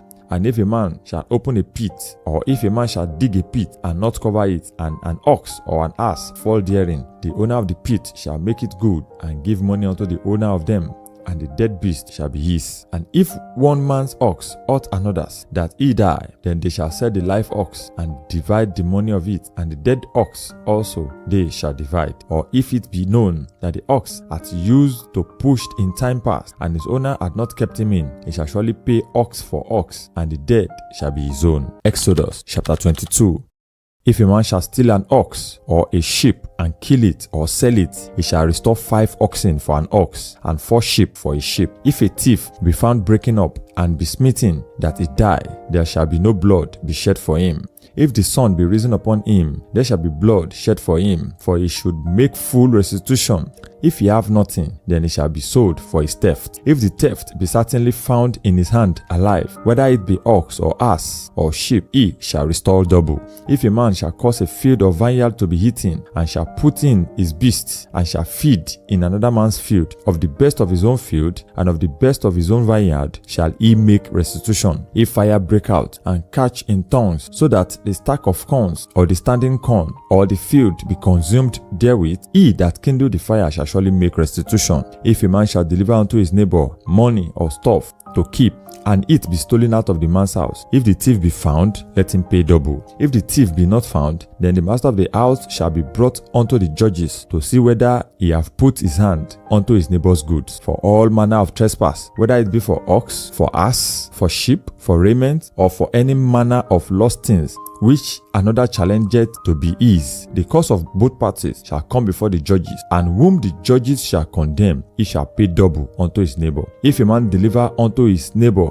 an ass, or an ox, or a sheep, or any beast to keep, and it die, or be hurt, or driven away, no man seeing it, then shall an oath of the Lord be between both, that he had not put his hand unto his neighbor's goods, and the owner of it shall accept thereof, and he shall not make it good. And if it be stolen from him, he shall make restitution unto the owner thereof. If it be torn in pieces, then let him bring it for witness, and he shall not make good that which was torn. And if a man borrow aught of his neighbor, and it be hurt or die, the owner thereof be not with it, he shall surely make it good. But if the owner thereof be with it, he shall not make it good. If it be an hired thing, it came for his hire. And if a man entice a maid that is not betrothed, and lie with her, he shall surely endow her to be his wife. If her father utterly refuse to give her unto him, he shall pay money according to the dowry of virgins. Thou shalt not suffer a witch to live. Whosoever lieth with a beast shall surely be put to death. He that sacrificeth unto any god, save unto the Lord only, he shall be utterly destroyed. Thou shalt not vex a stranger, nor oppress him, for ye were strangers in the land of Egypt. Ye shall not afflict any widow or fatherless child. If thou afflict them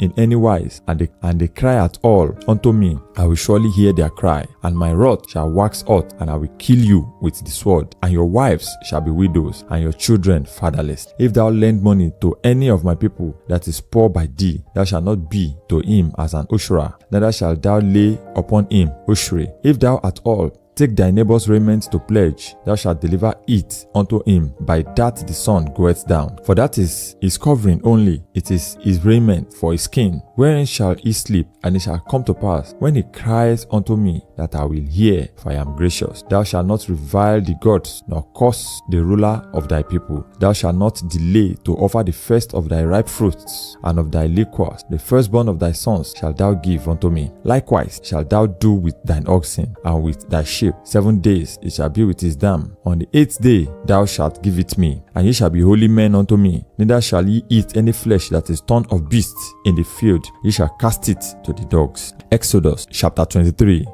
Thou shalt not raise a false report. Put not thine hand with the wicked to be an unrighteous witness. Thou shalt not follow a multitude to do evil. Neither shalt thou speak in a cause to decline after many to wrest judgment. Neither shalt thou countenance a poor man in his cause. If thou meet thine enemy's ox or his ass going astray, thou shalt surely bring it back to him again. If thou see the ass of him that hateth thee lying under his burden, and wouldst forbear to help him, thou shalt surely help with him. Thou shalt not wrest the judgment of thy poor in his cause. Keep thee far from a false matter, and the innocent and righteous slay thou not, for I will not justify the wicked. And thou shalt take no gift, for the gift blindeth the wise, and perverteth the words of the righteous. Also thou shalt not oppress a stranger, for ye know the heart of a stranger, seeing ye were strangers in the land of Egypt. And 6 years thou shalt sow thy land, and shalt gather in the fruits thereof. But the 7th year thou shalt let it rest and lie still, that the poor of thy people may eat, and what they leave the beasts of the field shall eat. In like manner thou shalt deal with thy vineyard and with thy olive yard. 6 days thou shalt do thy work, and on the 7th day thou shalt rest, that thine ox and thine ass may rest, and the son of thy handmaid and the stranger may be refreshed. And in all things that I have said unto you, be circumspect, and make no mention of the name of other gods, neither let it be heard out of thy mouth. 3 times thou shalt keep a feast unto me in the year. Thou shalt keep the feast of unleavened bread. Thou shalt eat unleavened bread 7 days, as I commanded thee in the time appointed of the month of Abib. For in it thou comest out from Egypt, and none shall appear before me empty. And the feast of harvest, the first fruits of thy labor, which thou hast sown in the field, and the feast of ingathering, which is in the end of the year, when thou hast gathered in thy labor out of the field. 3 times in the year all thy males shall appear before the Lord God. Thou shalt not offer the blood of my sacrifice with leavened bread, neither shall the fat of my sacrifice remain until the morning. The first of the first fruit of thy land thou shalt bring into the house of the Lord thy God. Thou shalt not seethe a kid in his mother's milk. Behold, I send an angel before thee to keep thee in the way, and to bring thee into the place which I have prepared. Beware of him, and obey his voice. Provoke him not, for he will not pardon your transgressions, for my name is the name. But if thou shalt indeed obey his voice, and do all that I speak, then I will be an enemy unto thine enemies, and an adversary unto thine adversaries. For mine angel shall go before thee, and bring thee in unto the Amorites, and the Hittites, and the Perizzites, and the Canaanites, the Hivites, and the Jebusites, and I will cut them off. Thou shalt not bow down to their gods, nor serve them, nor do after their works, but thou shalt utterly overthrow them, and quite break down their images. And ye shall serve the Lord your God, and he shall bless thy bread and thy water, and I will take sickness away from the midst of thee. There shall nothing cast their young, nor be barren in thy land. The number of thy days I will fulfill. I will send my fear before thee, and will destroy all the people to whom thou shalt come, and I will make all thine enemies turn their backs unto thee. And I will send hornets before thee, which shall drive out the Hivites, the Canaanites, and the Hittites from before thee. I will not drive them out from before thee in 1 year, lest the land become desolate, and the beasts of the field multiply against thee. By little and little I will drive them out from before thee, until thou be increased and inherit the land. And I will set thy bounds from the Red Sea even unto the sea of the Philistines, and from the desert unto the river. For I will deliver the inhabitants of the land into your hand, and thou shalt drive them out before thee. Thou shalt make no covenant with them, nor with their gods. They shall not dwell in thy land, lest they make thee sin against me. For if thou serve their gods, it will surely be a snare unto thee. Exodus chapter 24. And he said unto Moses, Come up unto the Lord, thou and Aaron, Nadab and Abihu, and 70 of the elders of Israel, and worship ye afar off. And Moses alone shall come near the Lord, but they shall not come near, neither shall the people go up with him. And Moses came and told the people all the words of the Lord, and all the judgments. And all the people answered with one voice, and said, All the words which the Lord has said, we will do. And Moses wrote all the words of the Lord, and rose up early in the morning, and builded an altar under the hill, and 12 pillars, according to the 12 tribes of Israel. And he sent young men of the children of Israel, which offered burnt offering, and sacrificed peace offering of oxen unto the Lord. And Moses took half of the blood, and put it in basins, and half of the blood he sprinkled on the altar. And he took the book of the covenant, and read in the audience of the people. And they said, All that the Lord had said, we will do, and be obedient. And Moses took the blood, and sprinkled it on the people, and said, Behold, the blood of the covenant which the Lord had made with you concerning all these words. Then went up Moses and Aaron, and Nadab, and Abihu, and 70 of the elders of Israel. And they saw the God of Israel, and there was under his feet as it were a paved walk of sapphire stone, and as it were the body of heaven in its clearness. And upon the nobles of the children of Israel he laid not his hand. Also they saw God, and did eat and drink. And the Lord said unto Moses, Come up to me into the mount, and be there, and I will give thee tables of stone, and a law and commandment, which I have written, that thou mayest teach them. And Moses rose up, and his minister Joshua. And Moses went up into the mount of God. And he said unto the elders, Tarry ye here for us until we come again unto you. And behold, Aaron and Hur are with you. If any man have any matters to do, let him come unto them.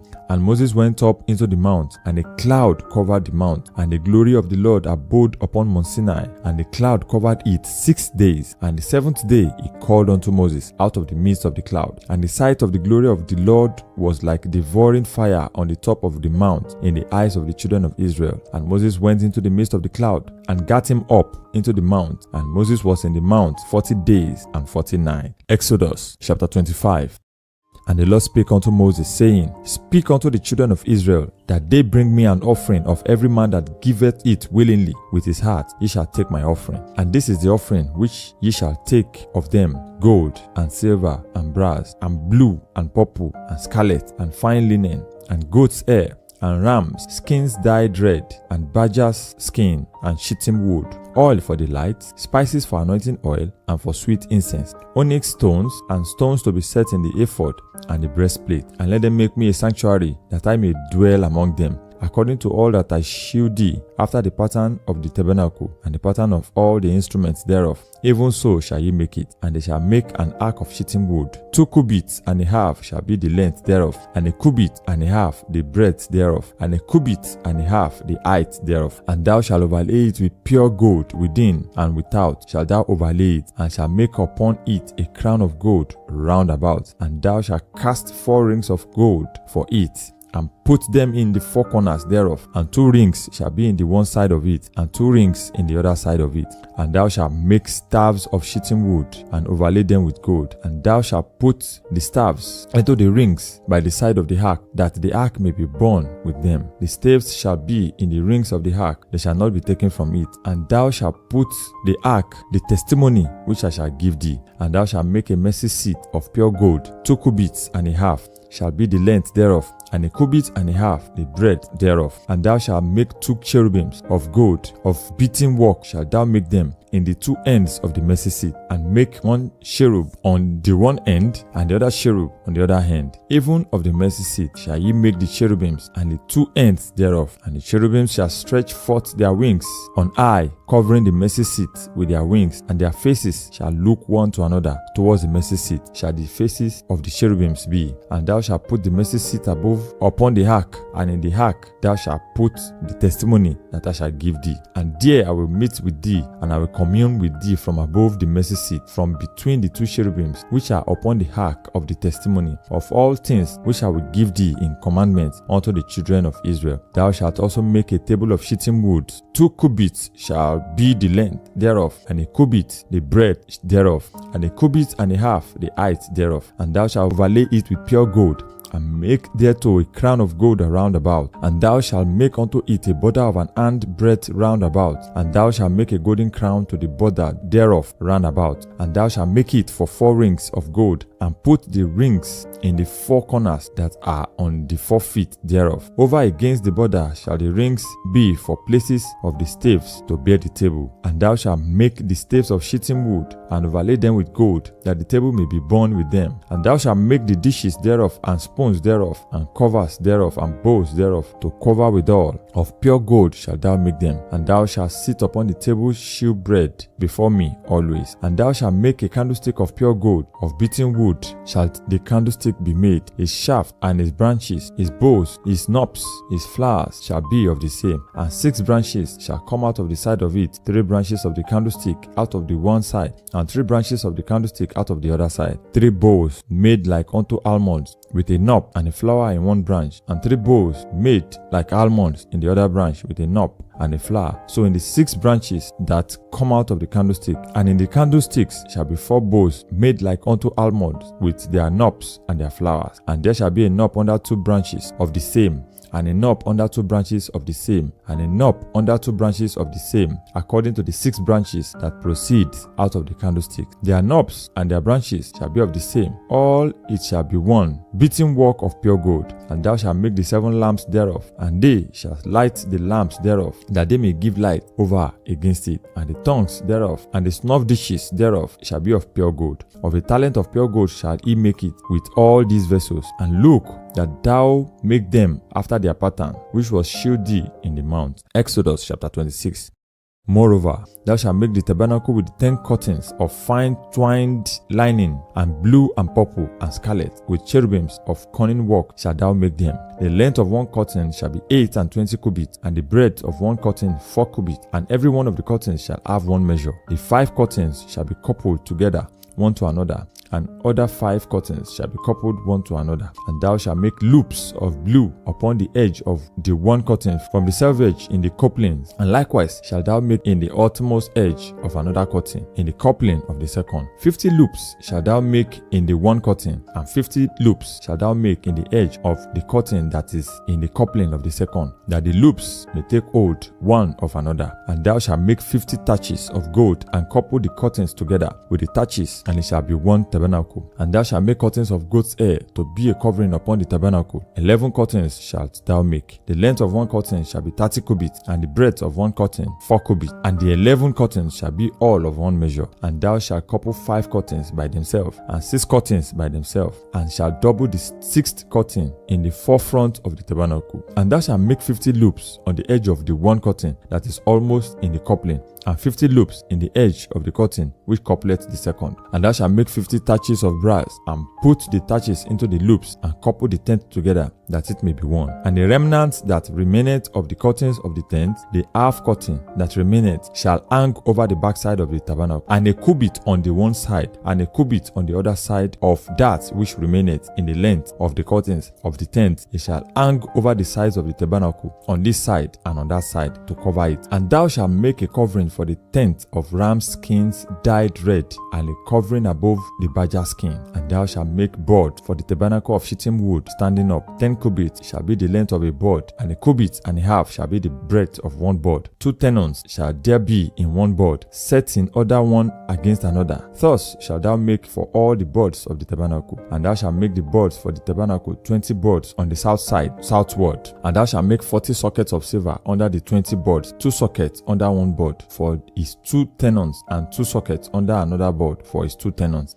And for the second side of the tabernacle on the north side there shall be 20 boards, and there are 40 sockets of silver, 2 sockets under one board, and 2 sockets under another board. And for the sides of the tabernacle westward thou shalt make 6 boards, and 2 boards shalt thou make for the corners of the tabernacle in 2 sides, and they shall be coupled together beneath, and they shall be coupled together above the head of it unto one ring. Thus shall it be for them both. They shall be for 2 corners, and they shall be 8 boards, and their sockets of silver 16 sockets, 2 sockets under one board, and 2 sockets under another board. And thou shalt make bars of shittim wood, 5 for the boards of the one side of the tabernacle, and 5 bars for the board of the other side of the tabernacle, and 5 bars for the boards of the side of the tabernacle for the 2 sides westward. And the middle bar of the midst of the board shall reach from end to end. And thou shalt overlay the board with gold, and make their rings of gold for places for the bars. And thou shalt overlay the bars with gold. And thou shalt rear up the tabernacle according to the fashions thereof, which was shewed thee in the mount. And thou shalt make a veil of blue and purple and scarlet and fine twined lining of cunning work. With cherubims shall it be made. And thou shalt hang it upon 4 pillars of shittim wood, overlaid with gold. Their hooks shall be of gold upon the 4 sockets of silver.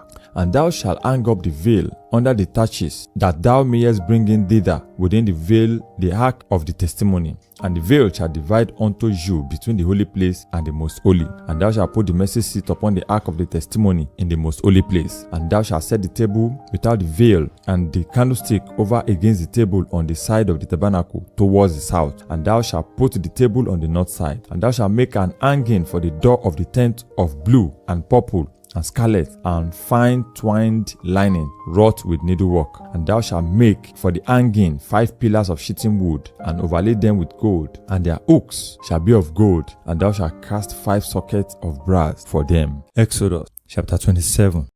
And thou shalt make an altar of shittim wood, 5 cubits long and 5 cubits broad. The altar shall be 4 square, and the height thereof shall be 3 cubits. And thou shalt make the horns of it upon the 4 corners thereof. His horns shall be of the same, and thou shalt overlay it with brass. And thou shalt make his pans to receive the ashes, and his shovels, and his basins, and his flesh hooks, and his fire pans. All the vessels thereof shalt thou make of brass. And thou shalt make for it a grate of network of brass, and upon the net shalt thou make 4 brazen rings in the 4 corners thereof. And thou shalt put it under the compass of the altar beneath beneath, that the net may be even to the midst of the altar. And thou shalt make staves for the altar, staves of shittim wood, and overlay them with brass. And the staves shall be put into the ring, and the staves shall be upon the two sides of the altar to bear it. Hollow the board shalt thou make it, as it was shewed thee in the mount, so shall they make it. And thou shalt make the court of the tabernacle for the south side southward. There shall be hangings for the court of fine twined linen of 100 cubits long for one side, and the 20 pillars thereof and their 20 sockets shall be of brass. The hooks of the pillars and their fillets shall be of silver. And likewise for the north side in length there shall be hangings of 100 cubits long, and its 20 pillars and their 20 sockets of brass, the hooks of the pillars and their fillets of silver. And for the breadth of the court on the west side shall be hangings of 50 cubits, their pillars 10, and their socket 10, and the breadth of the court on the east side eastward shall be 50 cubits. The hanging of one side of the gates shall be 50 cubits, their pillars 3, and their sockets 3. And on the other side shall be hangings 15 cubits, their pillars 3,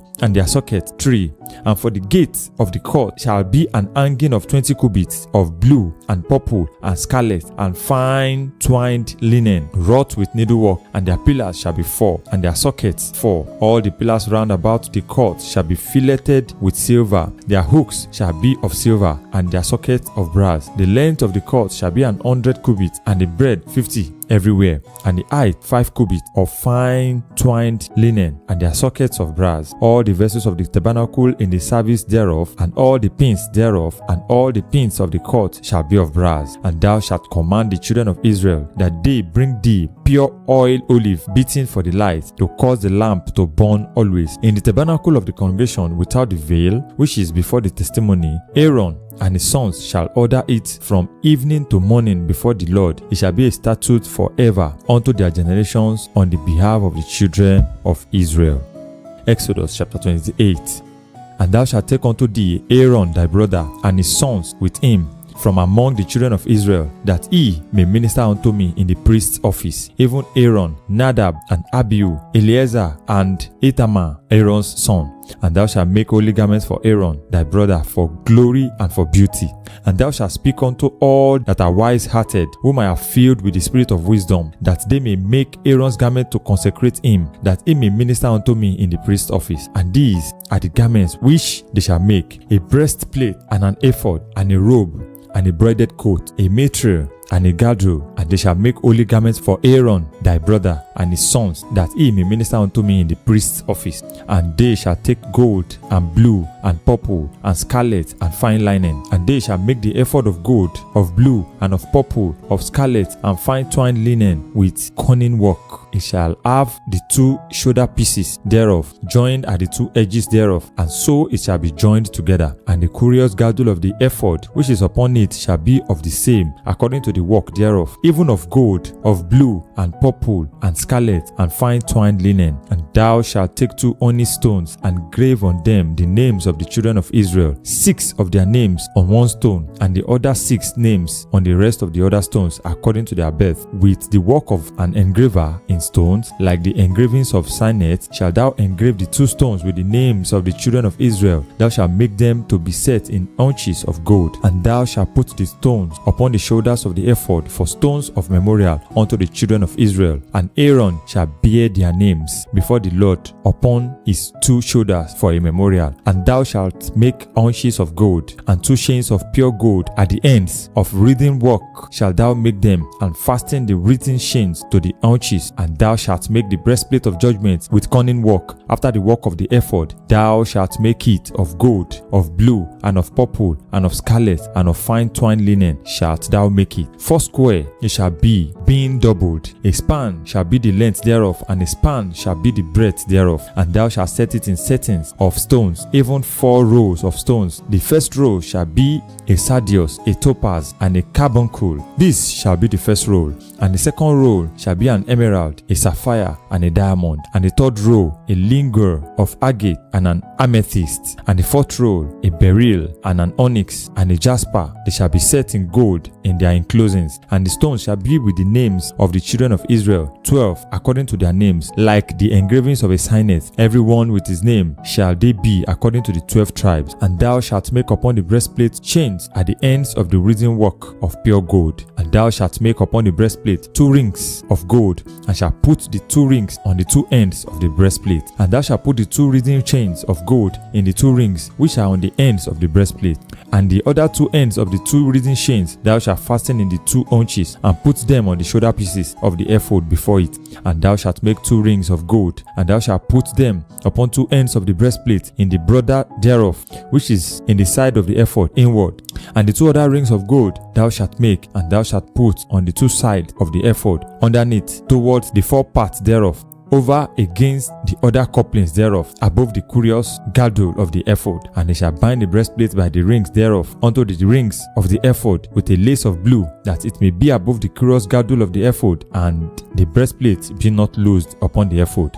And Aaron shall bear the names of the children of Israel in the breastplate of judgment upon his heart, when he goeth in unto the holy place for a memorial before the Lord continually. And thou shalt put in the breastplate of judgment the Urim and the Thummim, and they shall be upon Aaron's heart when he goeth in before the Lord. And Aaron shall bear the judgment of the children of Israel upon his heart before the Lord continually. And thou shalt make the robe of the ephod all of blue, and there shall be an hole in the top of it. In the midst thereof it shall have a binding of woven work round about the hole of it, as it were the hole of an habergeon, that it may be not rent. And beneath, upon the hem of it, thou shalt make a pomegranate of blue, and of purple, and of scarlet round about the hem thereof, and bells of gold between them round about. A golden bell and a pomegranate, a golden bell and a pomegranate upon the hem of the robe round about. And it shall be upon Aaron to minister, and his sound shall be heard when he goeth in unto the holy place before the Lord, and when he cometh out, that he die not. And thou shalt make a plate of pure gold, and grave upon it like the engravings of a signet, holiness to the Lord. And thou shalt put it on the blue lace, that it may be upon the mitre, upon the forefront of the mitre it shall be. And it shall be upon Aaron's forehead, that Aaron may bear the iniquity of the holy things, which the children of Israel shall hallow in all their holy gifts. And it shall be always upon his forehead, that they may be accepted before the Lord. And thou shalt embroider the coat of fine linen, and thou shalt make the mitre of the fine linen, and thou shalt make the girdle of needlework. And for Aaron's sons thou shalt make coats, and thou shalt make for them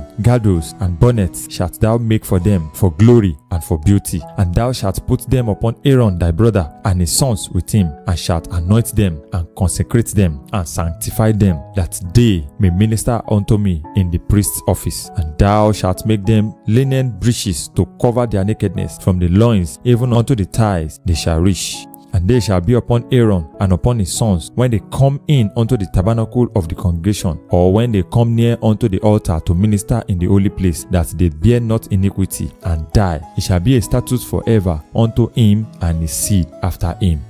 Exodus chapter 29.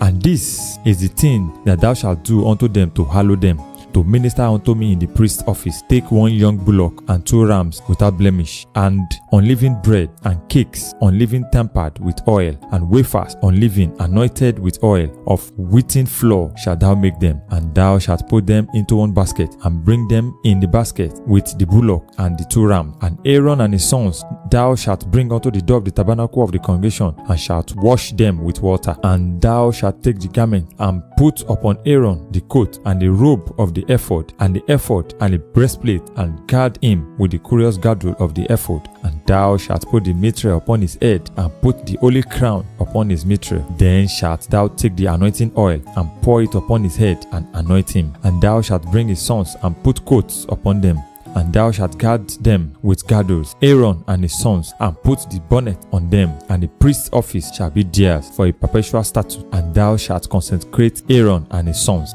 And thou shalt cause a bullock to be brought before the tabernacle of the congregation, and Aaron and his sons shall put their hands upon the head of the bullock. And thou shalt kill the bullock before the Lord by the door of the tabernacle of the congregation. And thou shalt take of the blood of the bullock, and put it upon the horns of the altar with thy finger, and pour all the blood beside the bottom of the altar. And thou shalt take all the fat that covereth the inwards, and the caul, that is above the liver, and the 2 kidneys, and the fat that is upon them, and burn them upon the altar. But the flesh of the bullock, and his skin, and his dung shalt thou burn with fire without the camp. It is a sin offering. Thou shalt also take 1 ram, and Aaron and his sons shall put their hands upon the head of the ram, and thou shalt slay the ram, and thou shalt take his blood, and sprinkle it round about upon the altar, and thou shalt cut the ram in pieces, and wash the inwards of him and his legs, and put them unto his pieces and unto his head. And thou shalt burn the whole ram upon the altar. It is a burnt offering unto the Lord. It is a sweet savour, an offering made by fire unto the Lord. And thou shalt take the other ram, and Aaron and his sons shall put their hands upon the head of the ram, and thou shalt kill the ram,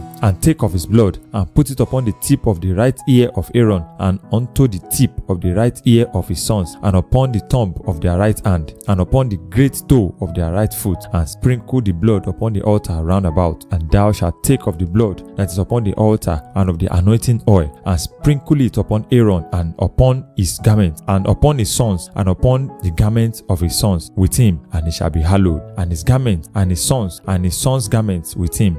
Also thou shalt take of the ram the fat, and the rump, and the fat that covereth the inward, and the caul above the liver, and the 2 kidneys, and the fat that is upon them, and the right shoulder, for it is a ram of consecration. And 1 loaf of bread, and 1 cake of oiled bread, and 1 wafer out of the basket of the unleavened bread that is before the Lord. And thou shalt put all the hands of Aaron and in the hands of his sons, and shalt wave them for a wave offering before the Lord. And thou shalt receive them of their hands, and burn them upon the altar for a burnt offering, for a sweet savour before the Lord. It is an offering made by fire unto the Lord. And thou shalt take the breast of the ram of Aaron's consecration, and wave it for a wave offering before the Lord, and it shall be thy part. And thou shalt sanctify the breast of the wave offering, and the shoulder of the eve offering, which is waved, and which is heaved up of the ram of the consecration, even of that which is for Aaron, and of that which is of his sons. And it shall be Aaron's and his sons by a statute forever from the children of Israel, for it is an eve offering. And it shall be an eve offering from the children of Israel, of the sacrifice of their peace offering, even their eve offering unto the Lord. And the holy garments of Aaron shall be his sons after him, to be anointed therein, and to be consecrated in them. And that son that is priest in his stead shall put them on 7 days, when he cometh into the tabernacle of the congregation to minister in the holy place. And thou shalt take the ram of the consecration, and seethe his flesh in the holy place. And Aaron and his sons shall eat the flesh of the ram, and the bread that is in the basket by the door of the tabernacle of the congregation. And they shall eat those things wherewith the atonement was made, to consecrate and to sanctify them. But a stranger shall not eat thereof, because they are holy. And if aught of the flesh of the consecration or of the bread remain unto the morning, then thou shalt burn the remainder with fire. It shall not be eaten, because it is holy. And thus shalt thou do unto Aaron and to his sons, according to all things which I have commanded thee. 7 days shalt thou consecrate them, and thou shalt offer every day a bullock for a sin offering for atonement. And thou shalt cleanse the altar when thou hast made an atonement for it, and thou shalt anoint it and sanctify it. 7 days thou shalt make an atonement for the altar, and sanctify it, and it shall be an altar most holy. Whatsoever toucheth the altar shall be holy. Now this is that which thou shalt offer upon the altar: 2 lambs of the first year, day by day, continually. The 1 lamb thou shalt offer in the morning, and the other lamb thou shalt offer at even. And with the 1 lamb a 10th deal of flour, mingled with the 4th part of an hin of beaten oil, and the 4th part of an hin of wine for a drink offering. And the other lamb thou shalt offer at even, and shalt do thereto according to the meat offering of the morning, and according to the drink offering thereof, for a sweet savour, an offering made by fire unto the Lord. This shall be a continual burnt offering throughout your generations at the door of the tabernacle of the congregation before the Lord, where I will meet you to speak there unto thee. And there I will meet with the children of Israel, and the tabernacle shall be sanctified by my glory. And I will sanctify the tabernacle of the congregation and the altar. I will sanctify also both Aaron and his sons to minister to me in the priest's office. And I will dwell among the children of Israel, and will be their God. And they shall know that I am the Lord their God, that brought them forth out of the land of Egypt, that I may dwell among them. I am the Lord their God. Exodus chapter 30. And thou shalt make an altar to burn incense upon, of shittim wood shalt thou make it. A cubit shall be the length thereof, and a cubit the breadth thereof. 4 square shall it be, and 2 cubits shall be the height thereof. The horns thereof shall be of the same. And thou shalt overlay it with pure gold, the top thereof, and the sides thereof round about, and the horns thereof. And thou shalt make unto it a crown of gold round about, and 2 golden rings shalt thou make to it under the crown of it, by the 2 corners thereof. Upon the 2 sides of it shalt thou make it, and they shall be for places for the staves to bear it withal. And thou shalt make the staves of shittim wood, and overlay them with gold. And thou shalt put it before the veil that is by the ark of testimony, before the mercy seat that is over the testimony, where I will meet with thee. And Aaron shall burn thereon sweet incense every morning. When he dresseth the lamps, he shall burn incense upon it. And when Aaron lighten the lamp at even, he shall burn incense upon it, a perpetual incense before the Lord throughout your generations. Ye shall offer no strange incense thereon, nor burnt sacrifice, nor meat offering, neither shall ye pour drink offering thereon. And Aaron shall make an atonement upon the horns of it once in a year with the blood of the sin offering of atonement. Once in the year shall he make atonement upon it throughout your generations. It is most holy unto the Lord. And the Lord spake unto Moses, saying, When thou takest the sum of the children of Israel after their number, then shall they give every man a ransom for his soul unto the Lord. When thou numberest them, that there be no plague among them, when thou numberest them. This they shall give everyone that passeth among them that are numbered, half a shekel, after the shekel of the sanctuary. A shekel is 20 gerahs, and half shekel shall be the offering of the Lord. Everyone that passeth among them that are numbered from 20 years old and above shall give an offering unto the Lord. The rich shall not give more, and the poor shall not give less than half a shekel, when they give an offering unto the Lord to make an atonement for your souls. And thou shalt take the atonement money of the children of Israel, and shalt appoint it for the service of the tabernacle of the congregation, that it may be a memorial unto the children of Israel before the Lord, to make an atonement for your soul. And the Lord spake unto Moses, saying, Thou shalt also make a laver of brass, and his foot also of brass, to wash withal. And thou shalt put it between the tabernacle of the congregation and the altar, and thou shalt put water therein. For Aaron and his sons shall wash their hands and their feet thereat. When they go into the tabernacle of the congregation, they shall wash with water, that they die not. Or when they come near to the altar to minister, to burn offering made by fire unto the Lord, so they shall wash their hands and their feet, that they die not. And it shall be a statute forever to them, even to him and to his seed throughout their generation. Moreover, the Lord spake unto Moses, saying, Take thou also unto thee principal spices of pure myrrh, 500 shekels, and of sweet cinnamon, half so much, and even 250 shekels, and of sweet calamus, 250 shekels, and of cassia, 500 shekels, after the shekel of the sanctuary, and of olive oil, and in. And thou shalt make it an oil of holy ointment, an ointment compound after the art of the apothecary.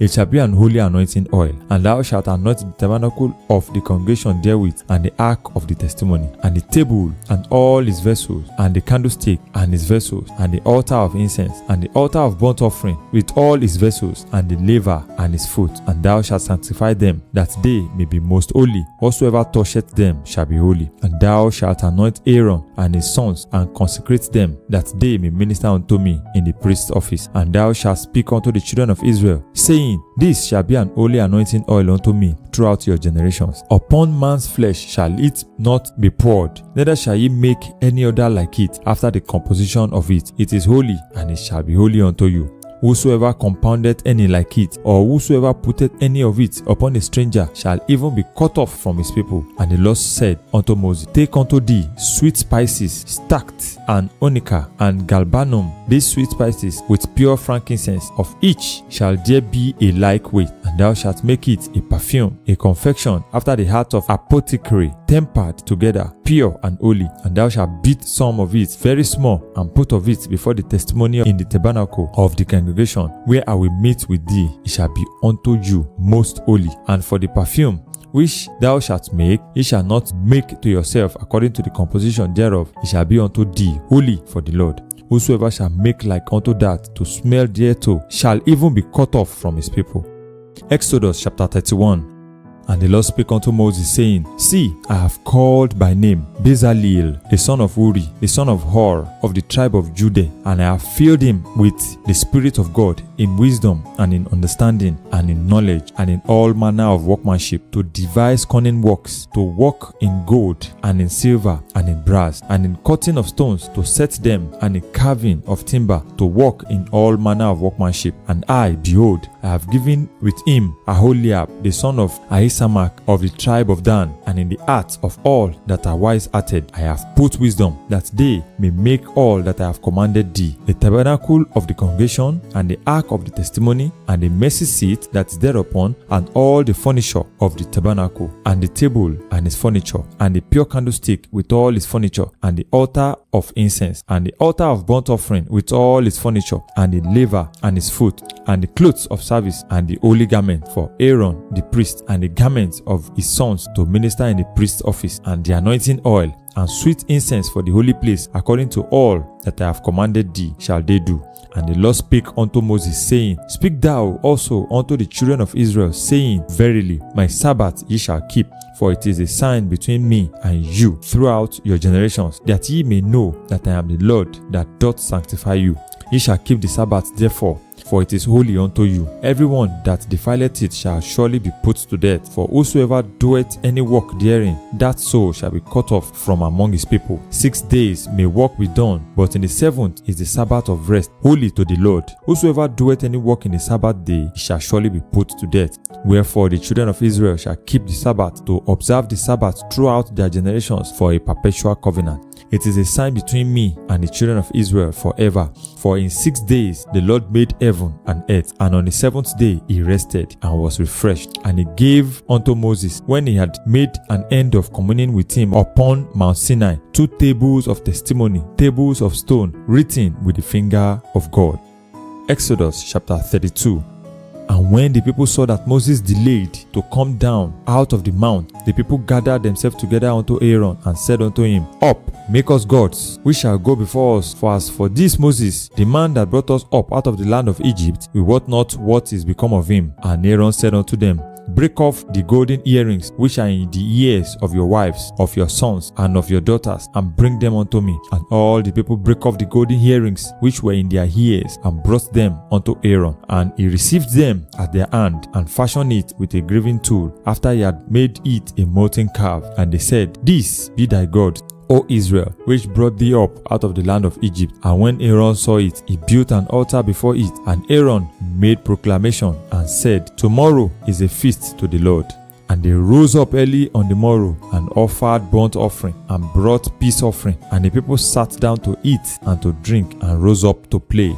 And the Lord said unto Moses, Go, get thee down, for thy people, which thou broughtest out of the land of Egypt, have corrupted themselves. They have turned aside quickly out of the way which I commanded them. They have made them a molten calf, and have worshipped it, and have sacrificed thereunto, and said, This be thy God, O Israel, which have brought thee up out of the land of Egypt. And the Lord said unto Moses, I have seen this people, and behold, it is a stiff-necked people. Now therefore let me alone, that my wrath may wax hot against them, that I may consume them, and I will make of thee a great nation. And Moses besought the Lord his God, and said, Lord, why doth thy wrath wax hot against thy people, which thou hast brought forth out of the land of Egypt with great power and with a mighty hand? Wherefore should the Egyptians speak and say, For mischief did he bring them out, to slay them in the mountains, and to consume them from the face of the earth? Turn from thy fierce wrath, and repent of the evil against thy people. Remember Abraham, Isaac, and Israel, thy servants, to whom thou swearest by thine own self, and said unto them, I will multiply your seed as the stars of heaven, and all this land that I have spoken of will I give unto your seed, and they shall inherit it forever. And the Lord repented of the evil which he thought to do unto his people.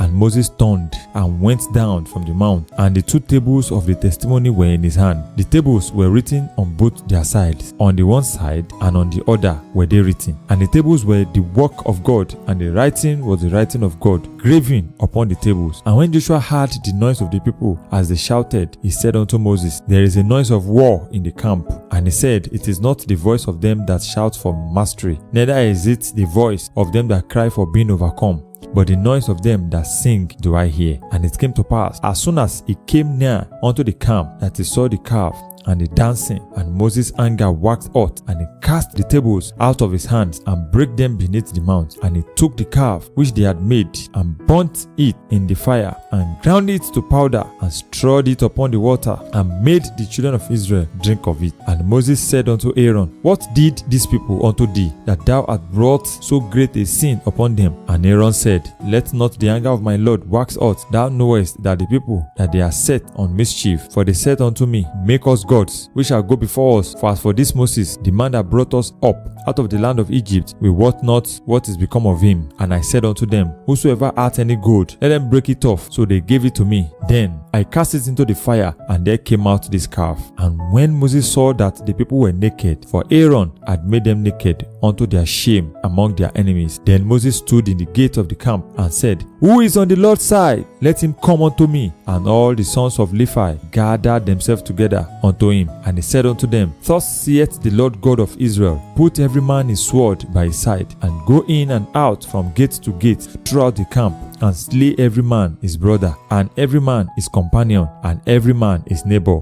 And the children of Levi did according to the word of Moses. And there fell of the people that day 3,000 men. For Moses had said, Consecrate yourselves today to the Lord, even every man upon his son and upon his brother, that he may bestow upon you a blessing this day. And it came to pass on the morrow that Moses said unto the people, Ye have sinned a great sin, and now I will go up unto the Lord. Peradventure I shall make an atonement for your sin. And Moses returned unto the Lord and said, Oh, these people have sinned a great sin, and have made them gods of gold. Yet now, if thou wilt forgive their sins, and if not, blot me, I pray thee, out of thy book which thou hast written. And the Lord said unto Moses, Whosoever hath sinned against me, him will I blot out of my book. Therefore now, go, lead the people unto the place of which I have spoken unto thee. Behold, my angel shall go before thee. Nevertheless, in the day when I visit, I will visit their sin upon them. And the Lord plagued the people, because they made the calf which Aaron made.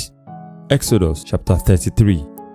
And the Lord said unto Moses, Depart, and go up thence, thou and the people which thou hast brought up out of the land of Egypt, unto the land which I swear unto Abraham, to Isaac, and to Jacob, saying, Unto thy seed will I give it. And I will send an angel before thee, and I will drive out the Canaanite, the Amorite, and the Hittite, and the Perizzite, and the Hivite, and the Jebusite, unto a land flowing with milk and honey. For I will not go up in the midst of thee, for thou art a stiff-necked people, lest I consume thee in the way. And when the people heard these evil tidings, they mourned, and no man did put on him his ornament. For the Lord had said unto Moses, Say unto the children of Israel, Ye are a stiff-necked people. I will come up into the midst of thee in a moment, and consume thee. Therefore now put off thy ornament from thee, that I may know what to do unto thee. And the children of Israel stripped themselves of their ornament by the Mount Horeb.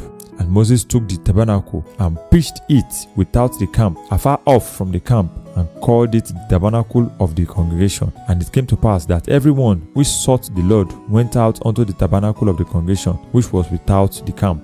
And it came to pass, when Moses went out unto the tabernacle, that all the people rose up and stood, every man at his tent door, and looked after Moses until he was gone into the tabernacle. And it came to pass, as Moses entered into the tabernacle, the cloudy pillar descended and stood at the door of the tabernacle.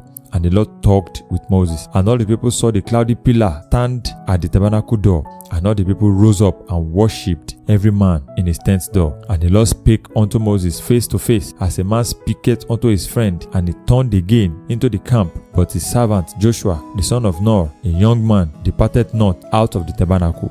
And Moses said unto the Lord, See, thou sayest unto me, Bring up these people, and thou hast not let me know whom thou wilt send with me. Yet thou hast said, I know thee by name, and thou hast also found grace in my sight. Now therefore I pray thee, if I have found grace in thy sight, shew me now thy way, that I may know thee, that I may find grace in thy sight, and consider that this nation is thy people. And he said, My presence shall go with thee, and I will give thee rest. And he said unto him, If thy presence go not with me, carry us not up hence, for wherein shall it be known here that I and thy people have found grace in thy sight? Is it not in that thou goest with us? So shall we be separated, I and thy people, from all the people that are upon the face of the earth. And the Lord said unto Moses, I will do this thing also that thou hast spoken, for thou hast found grace in my sight, and I know thee by name. And he said, I beseech thee, shew me thy glory. And he said, I will make all my goodness pass before thee, and I will proclaim the name of the Lord before thee, and will be gracious to whom I will be gracious, and will shew mercy on whom I will shew mercy. And he said, Thou canst not see my face, for there shall no man see me and live. And the Lord said, Behold, there is a place by me, and thou shalt stand upon a rock. And it shall come to pass, while my glory passeth by, that I will put thee in a cliff of the rock, and will cover thee with my hand while I pass by. And I will take away mine hand, and thou shalt see my back part, but my face shall not be seen. Exodus chapter 34. And the Lord said unto Moses, Hew thee 2 tables of stone like unto the first, and I will write upon these tables the words that were in the first tables, which thou breakest. And be ready in the morning, and come up in the morning unto Mount Sinai, and present thyself there to me in the top of the mount. And no man shall come up with thee, neither let any man be seen throughout all the mount, neither let the flocks nor herd feed before that mount. And he hewed 2 tables of stone like unto the first. And Moses rose up early in the morning, and went up unto Mount Sinai, as the Lord had commanded him, and took in his hand the 2 tables of stone. And the Lord descended in the cloud, and stood before him there, and proclaimed the name of the Lord. And the Lord passed by before him, and proclaimed, the Lord God, merciful and gracious, long-suffering, and abundant in goodness and truth, keeping mercy for thousands, forgiving iniquity and transgression and sin, and that will by no means clear the guilty, visiting the iniquity of the fathers upon the children, and upon the children's children, upon their third and to the 4th generation. And Moses made haste, and bowed his head toward the earth, and worshipped. And he said, If now I have found grace in thy sight, O Lord, let my Lord, I pray thee, go among us, for it is a stiff-necked people, and pardon our iniquity and our sin, and take us for thine inheritance. And he said, Behold, I make a covenant before all thy people. I will do marvels, such as have not been done in all the earth, nor in any nation. And all the people among which thou art shall see the work of the Lord, for it is a terrible thing that I will do with thee. Observe thou that which I command thee this day. Behold, I drive out before thee the Amorite, and the Canaanite, and the Hittite, and the Perizzite, and the Hivite, and the Jebusite. Take heed to thyself, lest thou make a covenant with the inhabitants of the land whither thou goest, lest it be for a snare in the midst of thee. But ye shall destroy their altars, break their images, and cut down their groves. For thou shalt worship no other God, for the Lord, whose name is jealous, is a jealous God. Lest thou make a covenant with the inhabitants of the land, and they go a-warring after their gods, and do sacrifice unto their gods, and one call thee, and thou eat of his sacrifice. And thou take of their daughters unto thy sons, and their daughters go a-warring after their gods, and make thy sons go a-warring after their God. Thou shalt make thee no molten gods. The feast of unleavened bread shalt thou keep. 7 days thou shalt eat unleavened bread, as I commanded thee in the time of the month Abib. For in the month Abib thou camest out from Egypt. All that openeth the matrix is mine, and every firstling among thy cattle, whether ox or sheep, that is male. But the firstling of an ass thou shalt redeem with a lamb. And if thou redeem him not, then thou shalt break his neck. All the firstborn of thy sons shalt thou redeem, and none shall appear before me empty. 6 days thou shalt work, but on the 7th day thou shalt rest. In hearing time and in harvest thou shalt rest. And thou shalt observe the feast of weeks, of the first fruits of wheat harvest, and the feast of ingathering at the year's end. Thrice in the year shall all your men children appear before the Lord God, the God of Israel. For I will cast out the nations before thee, and enlarge thy borders. Neither shall any man desire thy land, when thou shalt go up to appear before the Lord thy God thrice in the year. Thou shalt not offer the blood of my sacrifice with leaven, neither shall the sacrifice of the feast of the Passover be left unto the morning. The first of the first fruit of thy land thou shalt bring unto the house of the Lord thy God. Thou shalt not seethe a kid in his mother's milk. And the Lord said unto Moses, Write thou these words, for after the tenor of this word I have made a covenant with thee and with Israel. And he was there with the Lord 40 days and 40 nights, and he did neither eat bread nor drink water. And he wrote upon the tables the words of the covenant, the 10 commandments. And it came to pass, when Moses came down from Mount Sinai with the 2 tables of testimony in Moses' hand, when he came down from the mount, that Moses wist not that the skin of his face shone while he talked with him. And when Aaron and all the children of Israel saw Moses, behold, the skin of his face shone, and they were afraid to come near him. And Moses called unto them, and Aaron and all the rulers of the congregation returned unto him, and Moses talked with them. And afterward, all the children of Israel came near, and he gave them in commandment all that the Lord had spoken with him in Mount Sinai. Until Moses had done speaking with them, he put a veil on his face. But when Moses went in before the Lord to speak with him, he took the veil off until he came out, and he came not and spake unto the children of Israel that which he was commanded. And the children of Israel saw the face of Moses, that the skin of Moses' face shone, and Moses put the veil upon his face again until he went in to speak with him.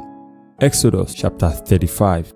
And Moses gathered all the congregation of the children of Israel together, and said unto them, These are the words which the Lord hath commanded that ye should do them. 6 days shall work be done, but on the 7th day there shall be to you an holy day, a Sabbath of rest to the Lord. Whosoever doeth work therein shall be put to death. Ye shall kindle no fire throughout your habitations upon the Sabbath day. And Moses spake unto all the congregation of children of Israel, saying, This is the thing which the Lord commanded, saying, Take ye from among you an offering unto the Lord. Whosoever is of a willing heart, let him bring it, an offering of the Lord, gold and silver and brass and blue and purple and scarlet and fine linen and goat's hair and ram's skin dyed red and badger's skin and shittim wood and oil for the light and spices for anointing oil and for the sweet incense and onyx stone and stones to be set for the ephod and for the breastplate. And every wise-hearted among you shall come and make all that the Lord hath commanded: the tabernacle, his tent and his covering, his statues and his boards, his bars, his pillars and his sockets, the ark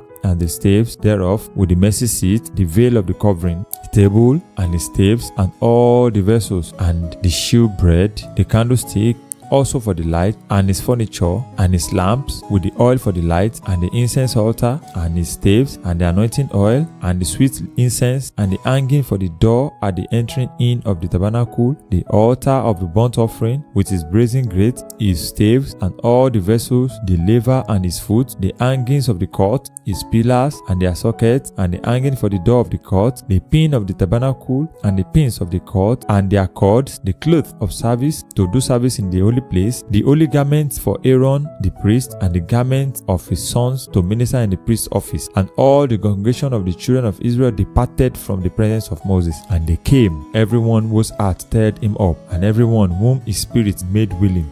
And he brought the Lord's offering to the work of the tabernacle of the congregation, and for all his service, and for the holy garment. And they came, both men and women, as many as were willing-hearted, and brought bracelets, and earrings, and rings, and tablets, all jewels of gold, and every man that offered an offering of gold unto the Lord. And every man with whom was found blue, and purple, and scarlet, and fine linen, and goat's hair, and red skins of rams, and badger skins, brought them. Everyone that did offer an offering of silver and brass brought the Lord's offering. And every man with whom was found shitting wood for any work of the service brought it. And all the women that were wise-hearted did spin with their hands, and brought that which they had spun, both of blue, and of purple, and of scarlet, and of fine linen. And all the women whose heart stirred them up in wisdom spun goat's hair. And the rulers brought onyx stones, and stones to be set for the ephod, and for the breastplate, and the spice, and oil for the light, and for the anointing oil, and for the sweet incense. The children of Israel brought a willing offering unto the Lord, every man and woman whose heart made them willing to bring for all manner of work which the Lord had commanded to be made by the hand of Moses. And Moses said unto the children of Israel, See, the Lord hath called by name Bezaleel, the son of Uri, the son of Hur, of the tribe of Judah, and he hath filled him with the Spirit of God, in wisdom, in understanding, and in knowledge, and in all manner of workmanship, and to devise curious work, to work in gold, and in silver, and in brass, and in the cutting of stones, to set them, and in carving of wood, and to make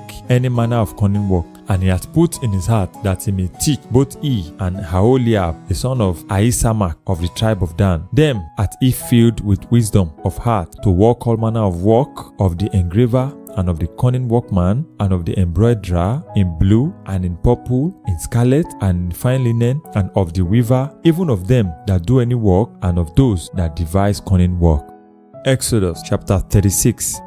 Then wrought Bezaleel and Aholiab, and every wise-hearted man, in whom the Lord had put wisdom and understanding, to know how to work all manner of work for the service of the sanctuary, according to all that the Lord had commanded. And Moses called Bezalel and Aholiab, and every wise-hearted man, in whose heart the Lord had put wisdom, even everyone whose heart stirred him up to come unto the work to do it. And they received of Moses all the offering which the children of Israel had brought for the work of the service of the sanctuary, to make it withal. And they brought yet unto him free offerings every morning. And all the wise men that wrought all the work of the sanctuary came, every man from his work which they made. And they spake unto Moses, saying, The people bring much more than enough for the service of the work which the Lord commanded to make. And Moses gave commandment, and they caused it to be proclaimed throughout the camp, saying, Let neither man nor woman make any more work for the offering of the sanctuary. So the people were restrained from bringing, for the stuff they had was sufficient for all the work to make it, and too much. And every wise-hearted man among them that wrought the work of the tabernacle made 10 curtains of fine twined linen, and blue, and purple, and scarlet, with cherubim of cunning work made he them. The length of one curtain was 28 cubits, and the breadth of one curtain 4 cubits. The curtains were all of one size, and he coupled the 5 curtains one unto another, and the other 5 curtains he coupled one unto another. And he made loops of blue on the edge of one curtain from the selvage in the coupling. Likewise he made in the uttermost side of another curtain in the coupling of the second. 50 loops made he in one curtain, and 50 loops made he in the edge of the curtain which was in the coupling of the second. The loops held one curtain to another.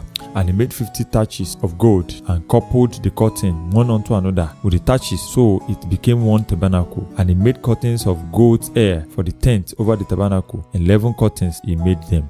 The length of one curtain was 30 cubits, and 4 cubits was the breadth of one curtain. The 11 curtains were of one size, and he coupled 5 curtains by themselves, and 6 curtains by themselves. And he made 50 loops upon the uttermost edge of the curtain in the coupling, and 50 loops made he upon the edge of the curtain which coupleth the second. And he made 50 taches of brass to couple the tent together, that it might be one. And he made a covering for the tent of ram skins dyed red, and a covering of badger skin above that. And he made boards for the tabernacle of shittim wood standing up. The length of a board was 10 cubits, and the breadth of a board 1 cubit and a half. One board had 2 tenons, equally distant one from another. Thus did he make for all the boards of the tabernacle. And he made boards for the tabernacle, 20 boards for the south side southward, and 40 sockets of silver he made under the 20 board, 2 sockets under one board for his 2 tenons, and 2 sockets under another board for his 2 tenons. And for the other side of the tabernacle, which is toward the north corner, he made 20 boards, and there are 40 sockets of silver, 2 sockets under one board, and 2 sockets under another board. And for the sides of the tabernacle westward, he made 6 boards, and 2 boards made he for the corners of the tabernacle in the 2 sides. And they were coupled beneath, and coupled together at the head thereof to one ring. Thus he did to both of them in both the corners. And there were 8 boards, and their sockets were 16 sockets of silver, under every board 2 sockets. And he made bars of shittim wood, 5 of the boards of the one side of the tabernacle, and 5 bars for the board of the other side of the tabernacle, and 5 bars for the board of the tabernacle for the side westward. And he made the middle bar to shoot through the board from one end to the other. And he overlaid the boards with gold, and made their rings of gold to be places for the bars, and overlaid the bars with gold. And he made a veil of blue, and purple, and scarlet, and fine twined linen, with cherubims made he it of cunning work. And he made thereunto 4 pillars of shittim wood, and overlaid them with gold. Their hooks were of gold, and he cast for them 4 sockets of silver. And he made an hanging for the tabernacle door of blue, and purple, and scarlet, and fine twined linen of needlework. And the 5 pillars of it with their hook, and he overlaid their chapiters and their fillets with gold, but their 5 sockets were of brass. Exodus chapter 37. And Bezalel made the ark of shittim wood. 2 cubits and a half was the length of it, and a cubit and a half the breadth of it, and a cubit and a half the height of it. And he overlaid it with pure gold within and without, and made a crown of gold to it round about. And he cast for it 4 rings of gold to be set by the 4 corners of it, even 2 rings upon the one side of it, and 2 rings upon the other side of it. And he made staves of shittim wood, and overlaid them with gold. And he put the staves into the rings by the sides of the ark to bear the ark. And he made the mercy seat of pure gold 2 cubits and a half was the length thereof, and 1 cubit and a half the breadth thereof. And he made 2 cherubims of gold, beaten out of one piece, made he them on the 2 ends of the mercy seat, 1 cherub on the end of this side, and another cherub on the other end on that side. Out of the mercy seat made he the cherubims on the 2 ends thereof. And the cherubims spread out their wings on high, and covered with their wings over the mercy seat, with their faces one to another. Even to the mercy seat ward were the faces of the cherubims. And he made the table of shittim wood. 2 cubits was the length thereof, and a cubit the breadth thereof, and a cubit and a half the height thereof. And he overlaid it with pure gold, and made thereunto a crown of gold round about. Also he made thereunto a border of an hand breadth round about, and made a crown of gold for the border thereof round about. And he cast for it 4 rings of gold, and put the rings upon the 4 corners that were in the 4 feet thereof. Over against the border were the rings, the places for the staves to bear the table. And he made the staves of shittim wood, and overlaid them with gold to bear the table. And he made the vessels which were upon the table, his dishes, and his spoons, and his bowls, and his covers to cover withal of pure gold. And he made the candlesticks of pure gold, of beaten wood made he the candlestick, his shaft and his branch, his bowls, his knops, and his flowers were of the same. And the 6 branches going out of the sides thereof, 3 branches of the candlestick out of the one side thereof, and 3 branches of the candlestick of the other side thereof. 3 bowls made after the fashion of almond, in one branch a knop and a flower, and 3 bowls made like almonds in another branch, a knop and a flower. So throughout the 6 branches going out of the candlestick. And in the candlestick were 4 bowls made like almond, a snop and his flowers, and a knop under 2 branches of the same, and a knop under 2 branches of the same, and a knop under 2 branches of the same, according to the 6 branches going out of it. Their knops and their branches were all the same. All of it was one beaten work of pure gold. And he made his 7 lamps, and his snuffers, and his snuff dishes of pure gold. Of a talent of pure gold made he it, and all the vessels thereof. And he made the incense altar of shittim wood. The length of it was a cubit, and the breadth of it a cubit. It was 4 square, and 2 cubits was the height of it. The horns thereof were of the same. And he overlaid it with pure gold, both the top of it and the sides thereof round about the horns of it. Also he made unto it a crown of gold round about. And he made 2 rings of gold for it under the crown thereof, by the 2 corners of it, upon the 2 sides thereof, to be places for the staves to bear it withal. And he made the staves of shittim wood, and overlaid them with gold. And he made the holy anointing oil, and the pure incense of sweet spices, according to the work of the apothecary. Exodus chapter 38. And he made the altar of burnt offering of shittim wood. 5 cubits was the length thereof, and 5 cubits the breadth thereof. It was 4 square, and 3 cubits the height thereof. And he made the horns thereof on the 4 corners of it. The horns thereof were of the same, and he overlaid it with brass. And he made all the vessels of the altar, the pot, and the shovels, and the basins, and the flesh hook, and the fire pans. All the vessels thereof made he of brass. And he made for the altar a brazen grate of network under the compass thereof beneath unto the midst of it. And he cast 4 rings for the 4 ends of the grate of brass, to be places for the staves. And he made the staves of shittim wood, and overlaid them with brass. And he put the staves into the rings on the sides of the altar, to bear it withal. He made the altar hollow with board. And he made the laver of brass, and the foot of it of brass, and of the looking glasses of the women assembling, which assembled at the door of the tabernacle of the congregation. And he made the court on the south side, southward. The hangings of the court were of fine twined linen, and 100 cubits. Their pillars were 20, and their brazen socket 20. The hooks of the pillars and their fillets were of silver.